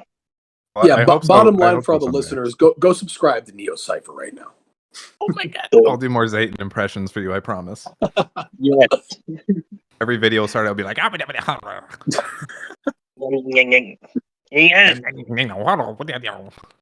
Cypher, were you? I may have cut you off if you were going to say something. I apologize. Oh no, it's fine. It's fine. I'm just shooting the stuff right now. That's fair. That's what I'm doing. Yeah, you know, it's was that? I said I never got to say my faction, and I'll be quick about it. Yeah, Desert Rangers, I love, right? Desert Rangers they're like my favorite. In fact, the lore of, you know, my Wastelord guy is, I don't know if I said it in the video because that was a while back, but it was I'm originally I joined the Desert Rangers in my lore. I know it's getting real nerdy. And and so I was part of the Desert Rangers. That's why I have the drip that you see on the icons for us right now. And the drip, yeah. And that's, you know, I love the Desert Rangers. They're my favorite. Or they're not my favorite. They're not my favorite faction. I don't really see them as a faction, kind of more since they disbanded and got dissolved or absolved. Yeah. But it's the Minutemen, because they fortified the Commonwealth. They can become the strongest faction in Fallout 4, and all you got to do is put some effort into them, and you can build them up. And I'm a settlement builder, son of a gun. You know, yes, you are, my guy. Bro. I go crazy when it comes to settlements. I'll spend years on them. Like, I'm dang. gonna rebuttal this just momentarily because the Minutemen need a lot in order to become like a powerful faction. As long as the Brotherhood is in the Commonwealth, they I don't think they stand a chance, even with the artillery. So Good thing I bombed the Pridwin and sent those guys back to Adam, though. yeah, because the castle that can shoot, they got the artillery, but I do know what you're saying because they got power armor, right? Which is completely revolutionized warfare. I did like a whole video on this. I have like a series on why certain factions will always win, and I think I've only got like 2 or 3 videos out for that series right now. But the Brotherhood is like the one for Fallout 4. If you look at, so let's say the Soul Survivor never came into the equation. Minutemen are comes dead. into the equation, the Minutemen die immediately, right? So they can't really like help them out. And basically, like the Brotherhood comes in and they clean house, but it's not just because they have power armor. Like that is super useful, the power armor and the laser weaponry. But you also have to think like the Brotherhood that shows up in Fallout 4 is nowhere near the Brotherhood that's in Fallout 1, 2, New Vegas, or Fallout 3, or Fallout 76 for that matter. The Brotherhood that comes in Fallout 4 is like a well-trained, invading, and experienced military. And they come in with all the things that a military would need to succeed. I'm gonna be honest. I love the Brotherhood. They're probably my second to third favorite faction because I love the Desert Rangers and the Minutemen, like I said. Fallout I would 3, hope they're my so, or favorite. else this Discord page would be a little awkward. I know it would, yeah. But because of the Lost Hills. Yeah, I got my own lore about the Brotherhood because I'm a nerd. But yeah, I love the Brotherhood. But in Fallout 4, I feel like they're just a bunch of dickheads, to be honest. But I see what you're saying though, because they would smoke. They would completely, without the Soul Survivors intervention. Definitely, there's no question the Brotherhood of Steel would take over because the Railroad. What are they doing? They're freeing synths, which is honorable, but it's pretty pathetic when you look at their actual operations. Yeah, and the Railroad's not a military either. Like they've got good armor and they've got good weapons. They would be good against the Minutemen, and it's even good against the Institute. But it doesn't do much against the Brotherhood. It's like the Brotherhoods, not only are their weapons and armor like overall better, they're more effective, they're in better condition. And this is going off of lore wise because if we take in-game stats, it paints a different picture always. So the lore of this is they're also well-trained soldiers. Like they have recruit training, they've got field deployments, several deployments in the Capital Wasteland. They're still like they're fighting mutants, right? This season. Exactly. And then you have like your high-ranking knights and high-ranking paladins, which would have been there against the height of the fighting against the mutants in the Capital Wasteland, on top of the war with the Enclave. And so the people who survived, essentially, not only would they be better equipped to handle these military operations and teach their troops like proper firing maneuvers, how to work with a team and get cover and all that stuff. Then you also have the added elements that the Brotherhood comes with an air force. And in the real life world, when we got an air force is when the game of warfare completely changed. 100%. No contest. Even the weakest vertibird that would be taken down by like a 9mm pipe pistol is still better than not having a vertibird at all. Mm-hmm. And I'd like to say this before everyone goes bonkers. The Fallout 4 not pyramids, vertibirds, they're completely trash. We know this. They're garbage. They'll get knocked over, they'll collide with anything. But we're talking strictly lore-wise because we are we're the followers of the lore. And you got to think too that a lot of these vertibirds were taken from the Enclave in Fallout 3. Like that's the official lore explanation, is like they haven't started manufacturing these things. These are all just left over from Enclave bases that they've looted. And if you think about it, you can't blow up a vertibird in Fallout 3. So continuity. You can blow up a vertibird. I've in Fallout 3? Yeah. So you know that spawn that's in near Raven Rock, or it's not? It's on one of those giant things, the giant satellites. I'm not sure if I have it released, but I have it recorded. And one flew over me, and I shot the F ever loving piss out of it with Vengeance, and it blew up in midair. Oh my god, this would change the game. You need to release that. Yeah. Okay. I might have. I don't think so though. But yeah, I blow It's them up all saying the here time. that Actually. you can blow up a vertibird. Yeah. I hit one with a Fallout 3, fat boy once. Epic. And this is in the Fallout 3 like forums. Or I had one smoking. I don't know. But yeah, it looks like you might be able to. Huh. Yeah, Yeah, I love blowing them up. I've never heard of one blowing up before, and all of my attempts have been in vain. So I would love to see it. But even then, so like if you take real life helicopters into account, they're not super great. Like you can take out, you can pierce the armor of your typical Blackbird with like a 5.56. So it's Yeah, not, like smoke fire. yeah, it's not super great. If you hit it in the right spots, like it's if one of its rotors goes out, like it's fucked basically. But Mhm. it's still they're still super effective, right? And they're equipped with machine guns that could just blast people before like the minute they start getting shot at, they could determine where the threat's coming from and blast people.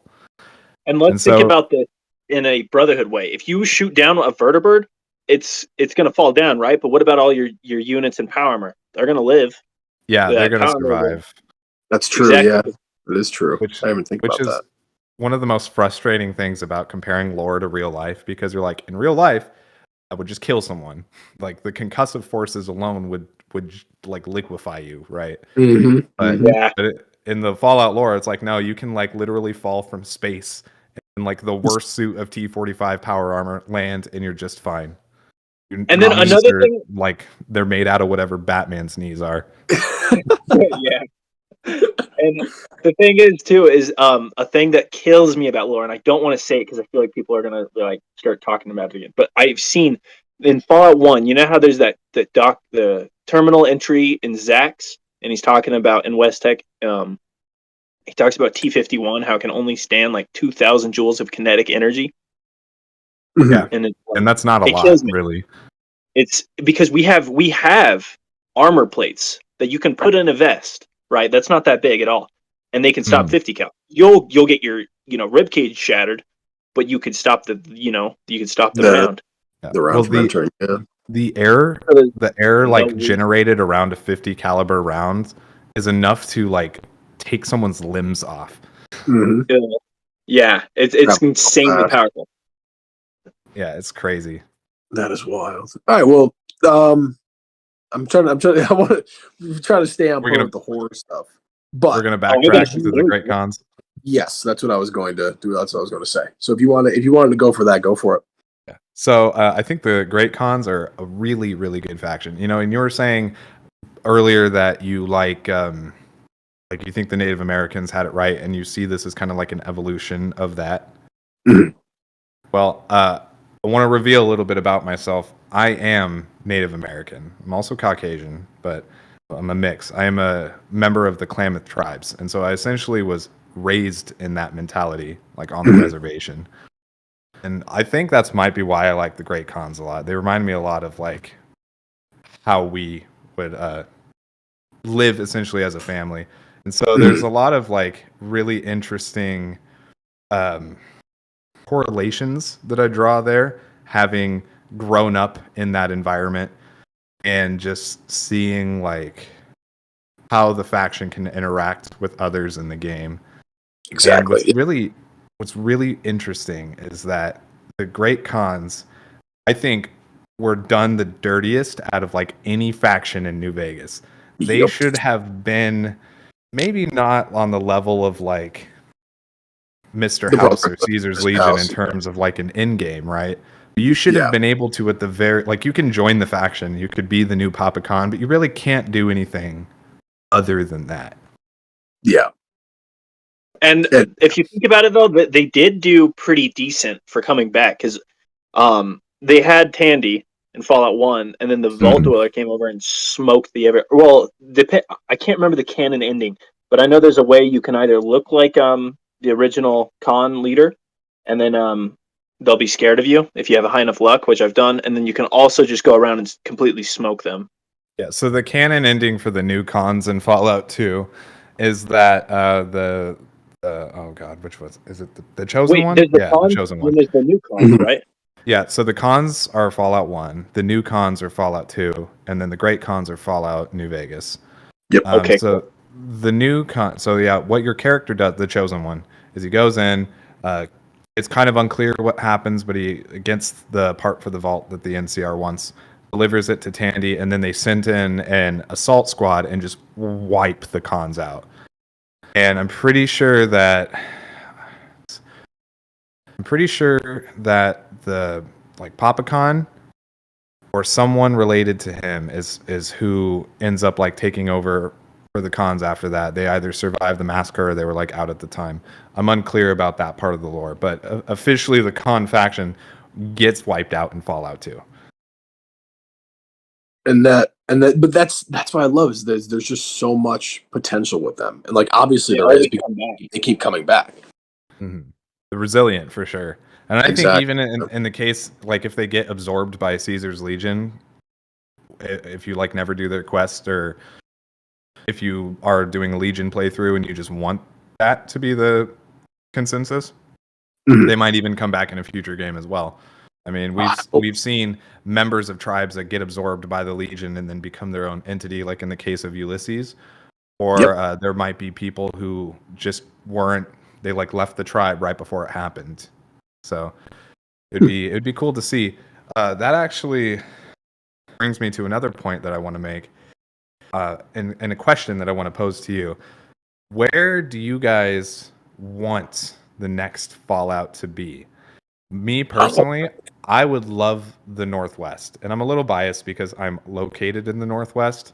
But having basically grown up here, I've seen all manner of different biomes and different landmarks and different potential for factions, and like even cryptids. I mean, like Bigfoot's our biggest cryptid export over here.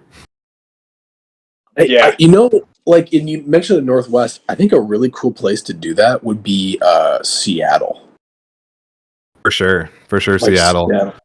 I'm trying to think because that's like I feel like probably the most popular and commonly known city up there.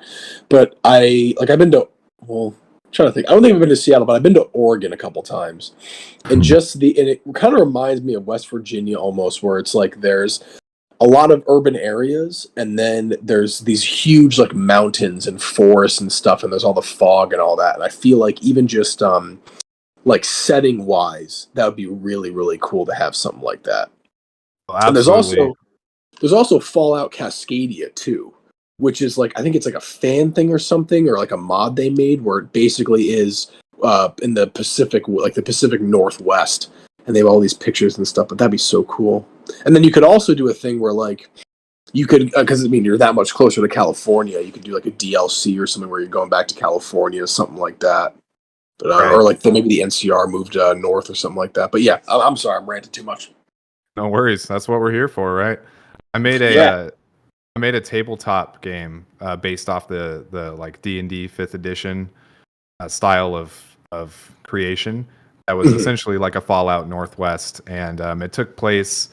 Oh God, dude, there's like 7 states. It was like Oregon, Washington, Wyoming, and Montana were the big ones, but you could also like cross over into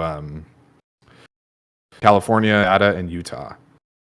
So it's like the northern tips of those 3 states and then the rest of the Northwest. And the way that I had set it up, because, we have the Cascade Mountains that just like, they bisect like basically Canada all the way down to like the middle of California. It's just completely cut in half. And the biomes are completely different as well. So like on the west side, you just have dense rainforest. There's nothing else really like here other than that. There's like dense rainforest, ocean. And then on the eastern side, you have high desert, and that's pretty much all of like Oregon and California. And once you get into Washington, you start getting a lot more like grasslands and stuff as it, gets colder and there's more like precipitation that can reach the eastern side past the Cascade Mountains. Yep. So like one of the ways that I'd written that campaign is like I'd started people off in eastern Oregon, and it was built a lot kind of like New Vegas was, where the tribes you'd run into, there were like tribes, and then there were like raiders and stuff. And the further you get to California, you'll run into like remnants of the Master's army, and then you get out west, and like the radiation caused the plants to completely like cover the entire western half of the map, so it's like nearly impossible to traverse. This was just like really like interesting dynamic that was set up. And since then I'd been like, man, this would be really great to have like a game here. And then you like maybe get to Seattle, and there could be like a remnant of the government that like started their own, say, like NCR type faction, And the crazy thing is none of this stuff is explored in the lore as of right now. So it's entirely open. Like anything could happen.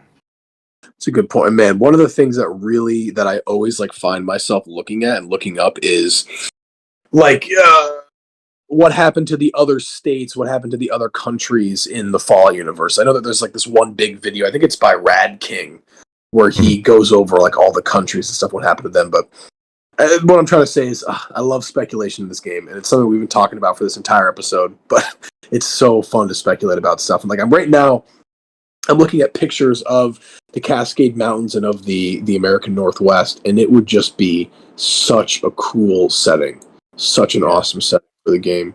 It would kind of bring back a whole new sorry, you go ahead. I'm done saying what I'm going to say. Imagine places like Crater Lake, completely just filled with radiation. Like what kind of adventures you could have there, You guys got to check out this thing, Fallout Cascadia. They have like they have pictures and stuff like Mercer Island. They have Kent College. Not Kent College. But yeah, bottom line, you should check this out, because they basically have images of what that would look like of Fallout in the American Northwest. This is so awesome. But sorry, I'm getting off topic there. No worries. Looking at it now. Oh man, it's so cool. But yeah, so I mean, anything else you guys wanted to talk about regarding that? I feel like, or did you want to move on to a different topic? I'm good with I'd like moving on. to say, yeah, I'll say this and I'll move on. I was gonna say I'd want it to be in Arizona, but I'm totally biased. I think we never asked you. I apologize. Sorry. No, you're good. And then also LA would be so sick, because I love Fallout 1 and 2, but 3D is just so much better. So I'd love to see like the Boneyard and all that. Yeah, dude, that'd be sick. But yeah, so we'll move on. What is your guys's? I have a whole little list, and I know we talked about liminal spaces, but what's your favorite? What's your scariest location? Like the scariest place in any game. Any game or Fallout specifically? Like any of the Fallout games? Yeah, any Fallout game. I was gonna say like any game, bro. Like that could be like what is it? Dead Space. Like literally any place in Dead Space. Oh my god! But yeah, the vents in Dead Space. But no, Cypher, what would you say yours is? Oh, I need a moment to think. Please take the reins. I mean, the first thing that pops into my head is the first game clip that I ever recorded in Fallout 4, and it's this room in the Nuka World on Tour DLC. You're like looking around for some holotape to bring to some guy from like his wife or vice versa or something like that. And you come into this room, and this is a long-standing thing in the Fallout universe with mannequins and how mannequins are like sentient or something. But there's this room, and you open the door, and there's a dead body on a couch, and it's surrounded like by like 10 mannequins. And they're all standing there with knives and guns and stuff like that. And that was the single creepiest like specific location I can think of, because that freaked me out. Oh my gosh! But I don't know. Aside from that, I can't really think of anything off the top of my head. Like Haven Church in 76 is a really creepy place. Actually, we're gonna make a video on that pretty soon.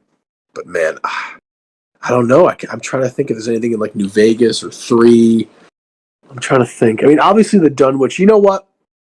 I think Dunwich Borers really had me going in Fallout 4. That place really creeped me out, bro. With like the hallucinations that you'd go through, and then seeing that for the first time. That'd probably be my pick. But Waste, what, you got one? Dude, I'm racking my brain so hard. I know I have the question, but if I had to choose like right now, I'd have to say Lucky Hole Mine with the Interloper, just because of all those like the cultist things. The little I don't know what you'd call those. But those little things. Yeah. effigies. Yeah, those things scare the hell out of me. So I'd have to say that place. Oh man. Well, listen, Cypher, you think about that. I'm going to take my bathroom break now because it is well deserved. So I shall be back in 2 minutes. How does that sound? Yeah, buddy. Yeah. All right. All right. I'll return. Man, this All is right, such so a good question.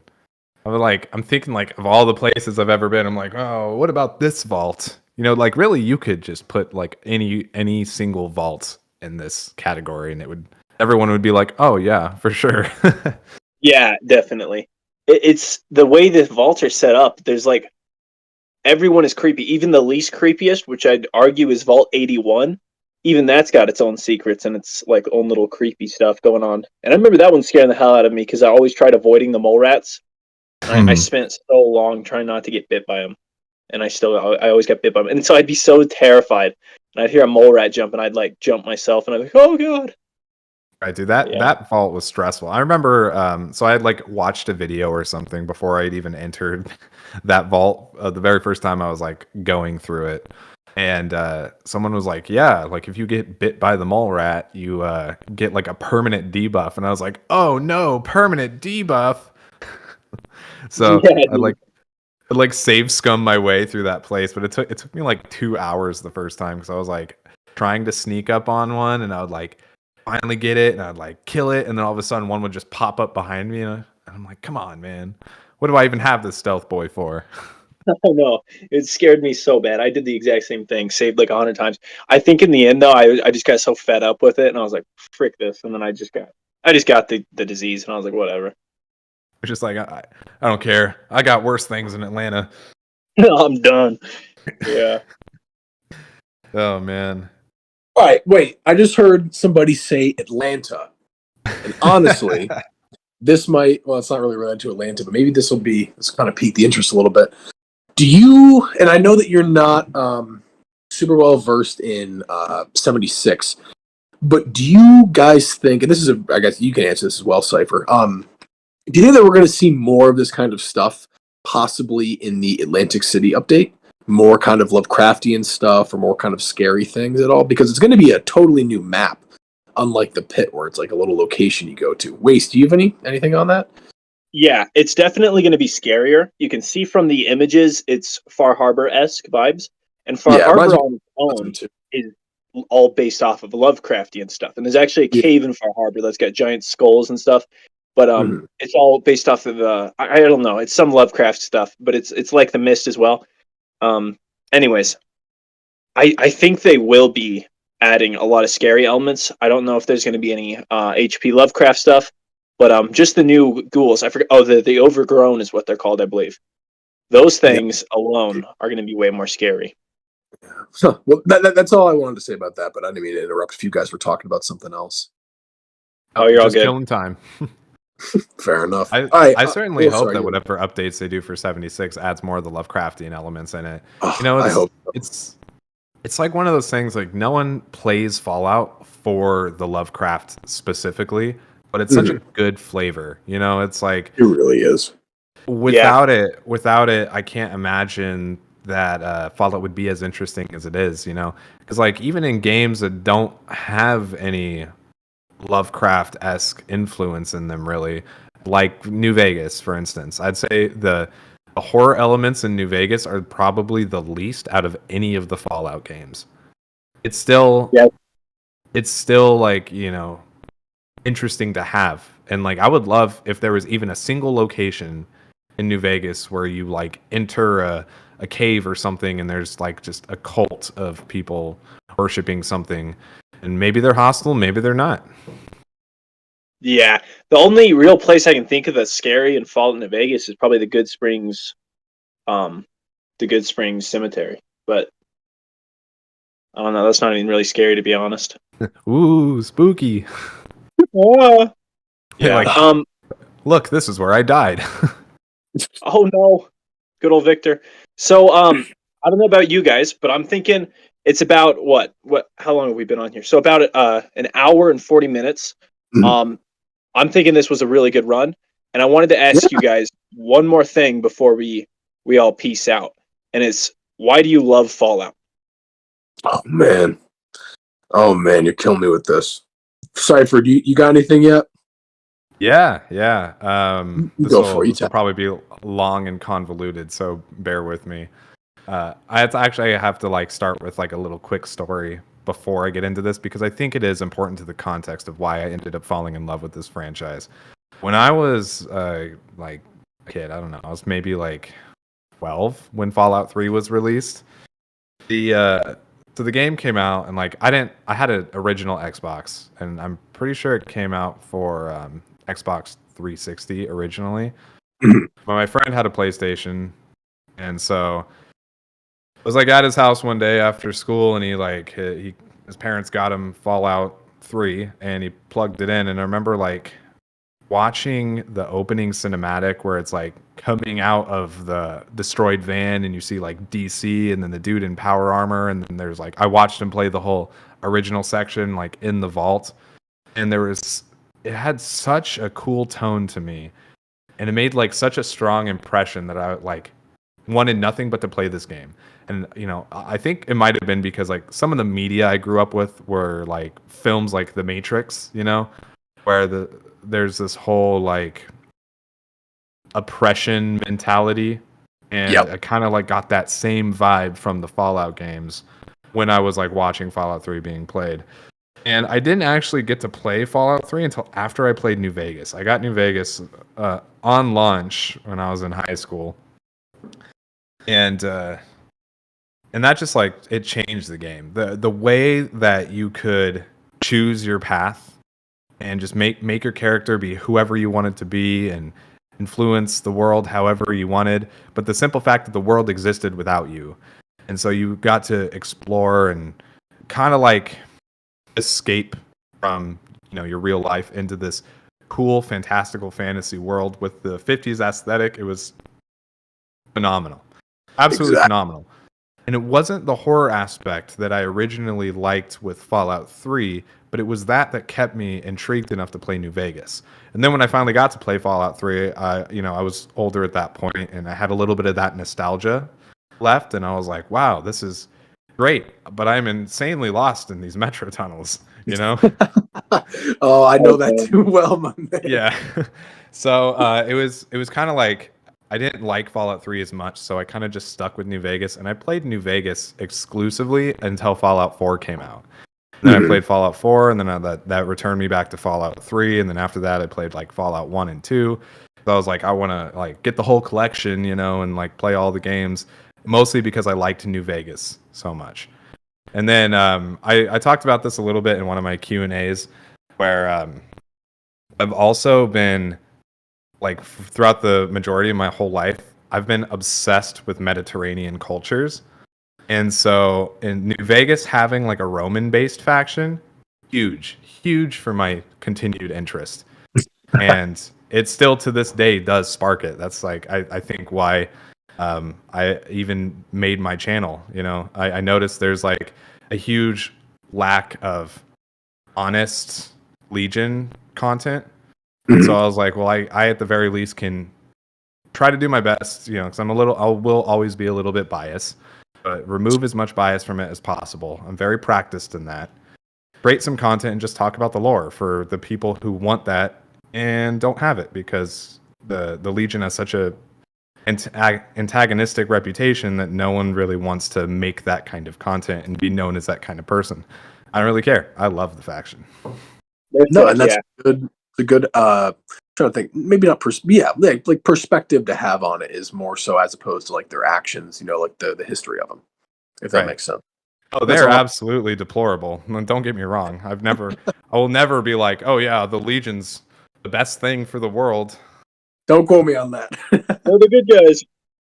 Oh man. Well, no, that's so cool though. And I mean, I can agree with you on that too. I mean, I said before, like I love history, but I love, like you said, like Mediterranean area. Like I love the Greeks and the Romans. That was actually my minor in college, was in classics. I love that stuff.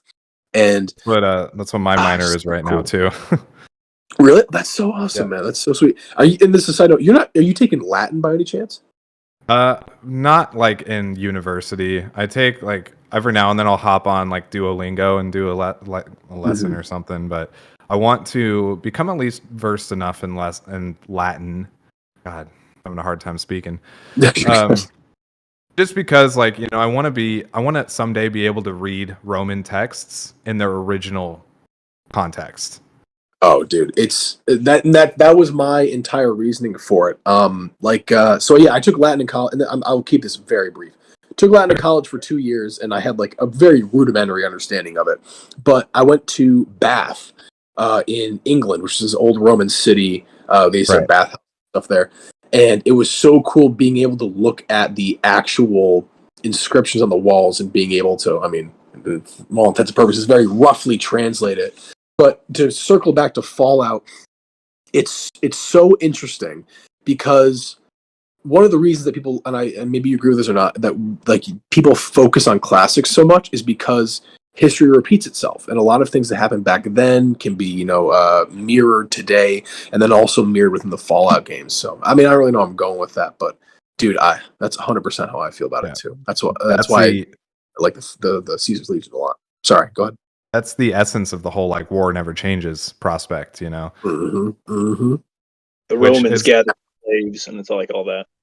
Yeah, like the very first Fallout's opening scroll, I think, does the best job of like encapsulating what they originally wanted their message to be, and then it became a staple, and so every game after that has to do like a war never changes type thing, and it kind of lost a little bit of its meaning, I think, but.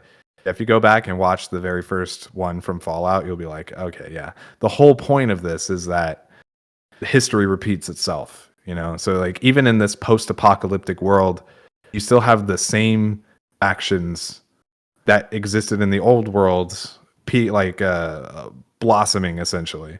Like the Brotherhood of Steel is a new faction in the respect that they're like a cult that worships technology, but they based a lot of their society off of like knights and such. Exactly. Yeah, and so you see that throughout all the factions. Like, one of the only factions that I think is original is the Enclave, because they are the actual remnants of the U.S. military. Like they are relatively unchanged from what they were before the war. They just have a larger security force now, I never really thought about that. Just as corrupt and a little more powerful. Right. And the rest of the factions, like you have the epitome of this, I think, is the NCR and Caesar's Legion equally, because while the NCR, they had more like honest roots, like they came out of a political and philosophical base that was unique. They over time just redeveloped into the American government, basically more corrupt and more imperialistic than America has been in 100 years probably. And then you have their direct mirror, which is Caesar's Legion, which like literally says, he's like, I modeled my legion after ancient Rome. And you're like, okay, great. I love Mr. House's perspective on those two factions, especially when you tell him about the NCR, like, yeah, they're the good guys, they're democracy. And he's like, if you want to see what democracy gets you, look out the window. And that's when I really started to analyze all the Fallout factions in a much more deeper meaning. But yeah, I didn't mean to interrupt you. Mr. House is no worries. Mr. House is another example of like something that is completely unique in the respect that it hasn't been changed since before the war. But governments like the American government have existed several times over the course of history. Societies like Caesar's Legion have existed several times over the course of history. People like Mr. House have and always will exist, So it's kind of the whole concept of history repeating itself. They did such a good job of that in New Vegas. And all right, I'll stop ranting because I will go off forever on this. That's why we got to do this more often. I'm thinking about everything now. Jeez, but you know what? I think this would be maybe a good topic to further elaborate on. If we did one or did like a podcast around the 5th anniversary of 76. I know that 76 isn't well, you know what I mean. But it's going to be a big kind of like birthday thing for Fallout. So maybe we could do a full-fledged podcast on that too. But I don't know. I'm just kind of thinking. I'm down too. I'm gonna have to play some more 76. That way I can actually talk about more. And then I was gonna say the same thing. I gotta go back and get more well versed in my 3-4 New Vegas and all that lore, because I mean, talking to you guys, I'm too old for that. I'm too old. I've been losing out on all that information, man. It's been too long since I've watched that. But hey, now I have a new YouTube channel to go check out. That being at the Neo Cipher. So there you go. But Waste, I think that it would be appropriate if we ended with you saying how you feel about it, given this is your podcast. Would you agree? Sure. What do you guys want to? We want to talk about. Sorry, you go ahead. What were you gonna say? No. You finish. No, I just really quick. I want to shoehorn my reason of why I like Fallout, and then I want you to talk about yours as well. But very briefly, because I don't really know how else to put it. I love Fallout because of the mirroring of real life, and it's so cool to and like you said, Cypher, kind of like escaping and going into this other world. The reason I like it so much is because the world that I was going into was basically the same one that I was in, where, it's the United States, and you see all this stuff that, I've been to Washington, D.C., and here it is, kind of cool, like seeing it destroyed. But the reason I loved it so much is because of the alternative history, but more importantly than that, I think that Fallout is kind of making a mockery of real life and kind of showing like, okay, well, how can I put this into words? The biggest example I can think of is the U.S. government. In real life, the U.S. government isn't overtly, terrible and, doing all this scummy stuff. But in the video games, they are. And I like how it's almost kind of showing like, this is what's going on, but you're not really seeing it. In this game, we're going to kind of show exactly what's going on. I don't know if that makes sense a lot, but the biggest reason is the mirroring of real world history. And that's why I love it so much. And going to these places that I can go to in real life and kind of seeing what they'd look like in an alternate reality or something like that. But I don't know. I just love it so much. And then I guess the other primary thing is guns. I love guns. Ways I know you can relate with this. I love guns so much, man. And it's so cool the amount of weaponry that they have in this game. That's all I got to say about that. Definitely. All right, Waze, tell us why you love Fallout so much. Okay, so I'm going to need you guys to rack your brains here. So I'm a pretty young dude. But there was I think it was the Discovery Channel or the History Channel, one of them. They had this little show that they would do. It'd be like Life After Humans or something like that. And they'd play that, and then it'd be like, this is what happens if humans disappeared, and it would show buildings and stuff. And I thought it was the coolest thing ever. And I was like 5 years old, maybe 6, and I thought it was the coolest thing I've ever seen. And I just wanted more of it. And then eventually I watched, I'm trying to think of the movie that I watched. It wasn't Mad Max. It was an apocalyptic something. What, like I Am Legend or something? I loved I Am Legend. I grew up with that, yeah. And it was The Road? No, it was Escape from New York? No, I can't remember. But anyways, I remember just always having this thing of apocalypse stuff, and it just always, I always loved it.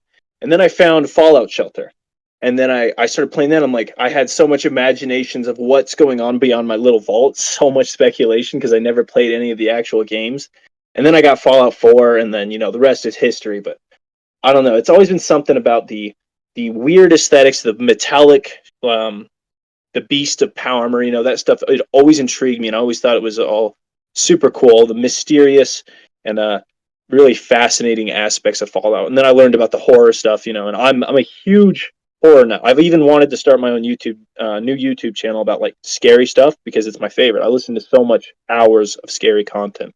But yeah. Who's your favorite scary content creator? Okay, I got 3. We got Mr. Nightmare, right? He's pretty cool. I loved Corpse Husband for a while. He disappeared, which sucks. And he had great narrations. And then I also hold up. Backtracking a little bit. Bedtime stories.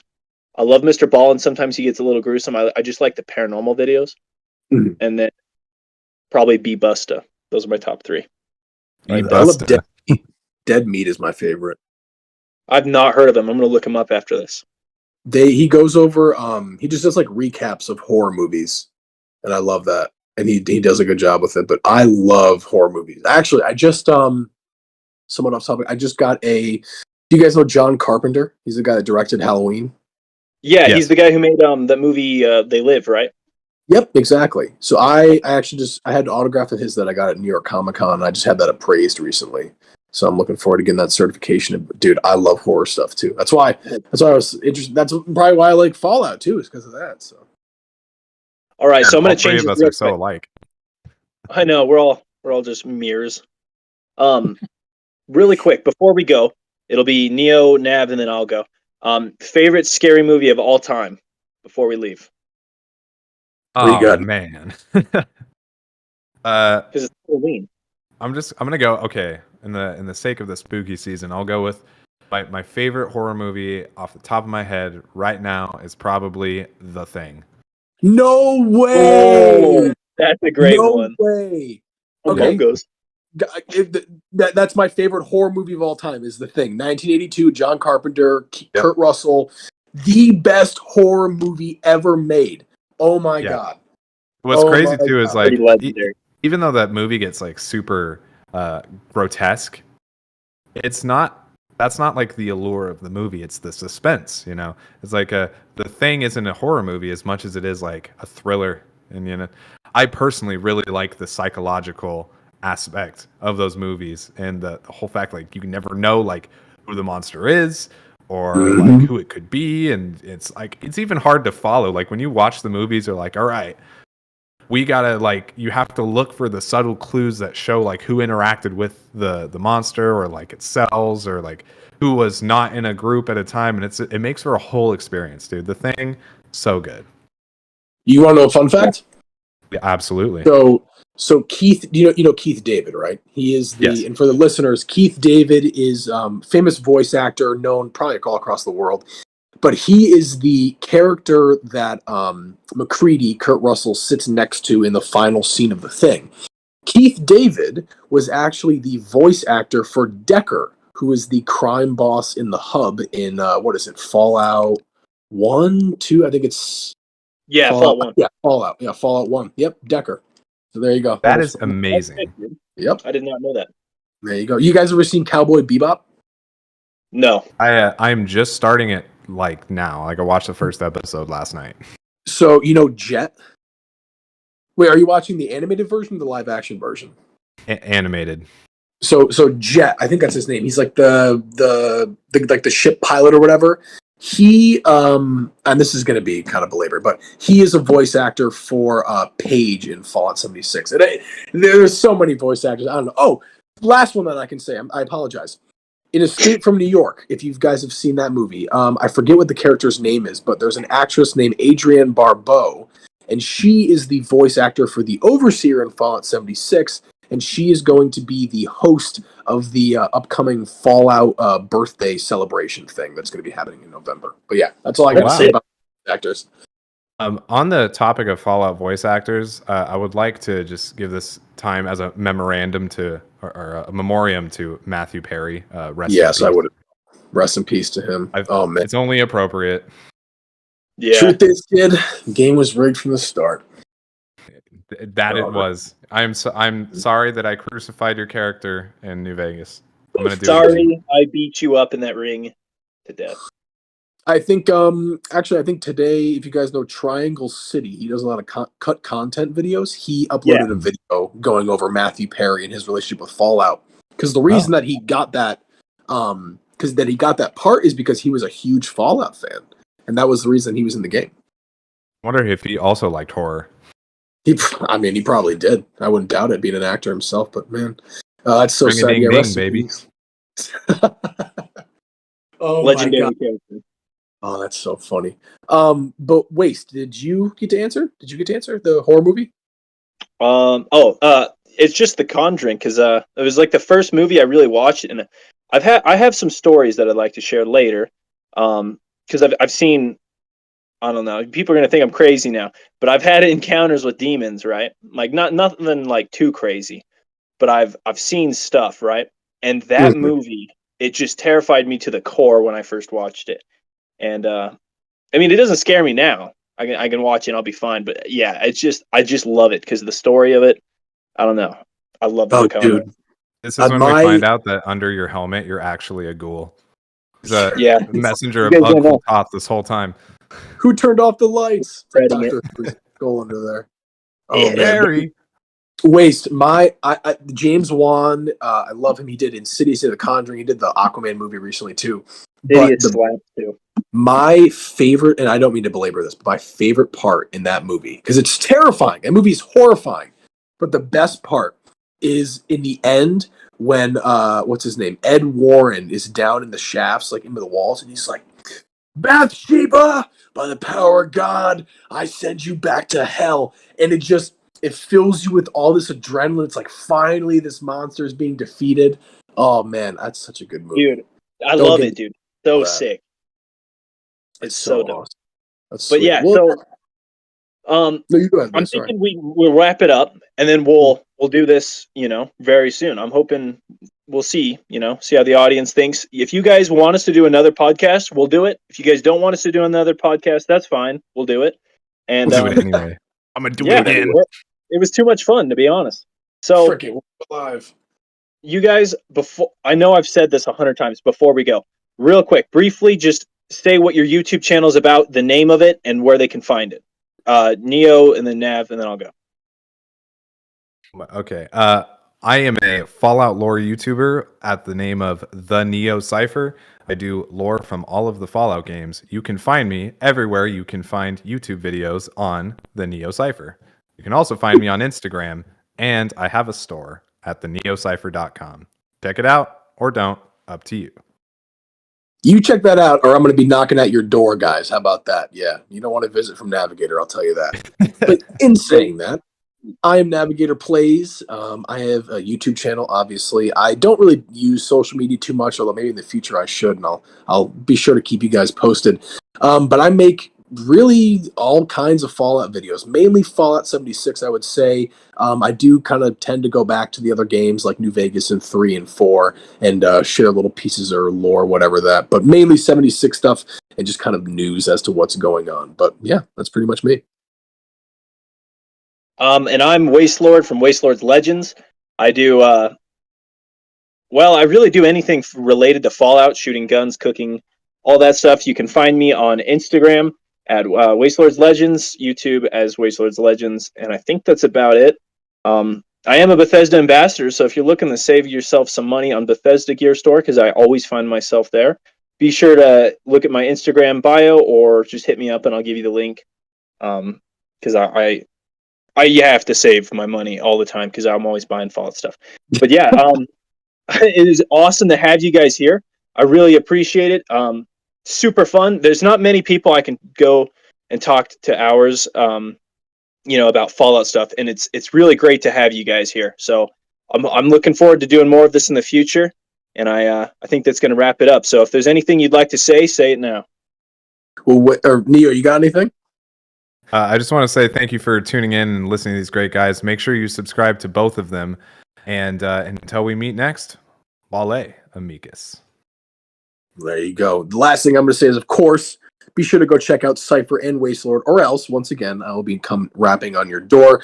But Wastelord, there is a typical thing that you like to say at the end of your videos, and I think that it would only be fitting if you were to say that. Yes. Thank you all so much for watching, and may the wasteland treat you with peace and prosperity. You're goddamn right.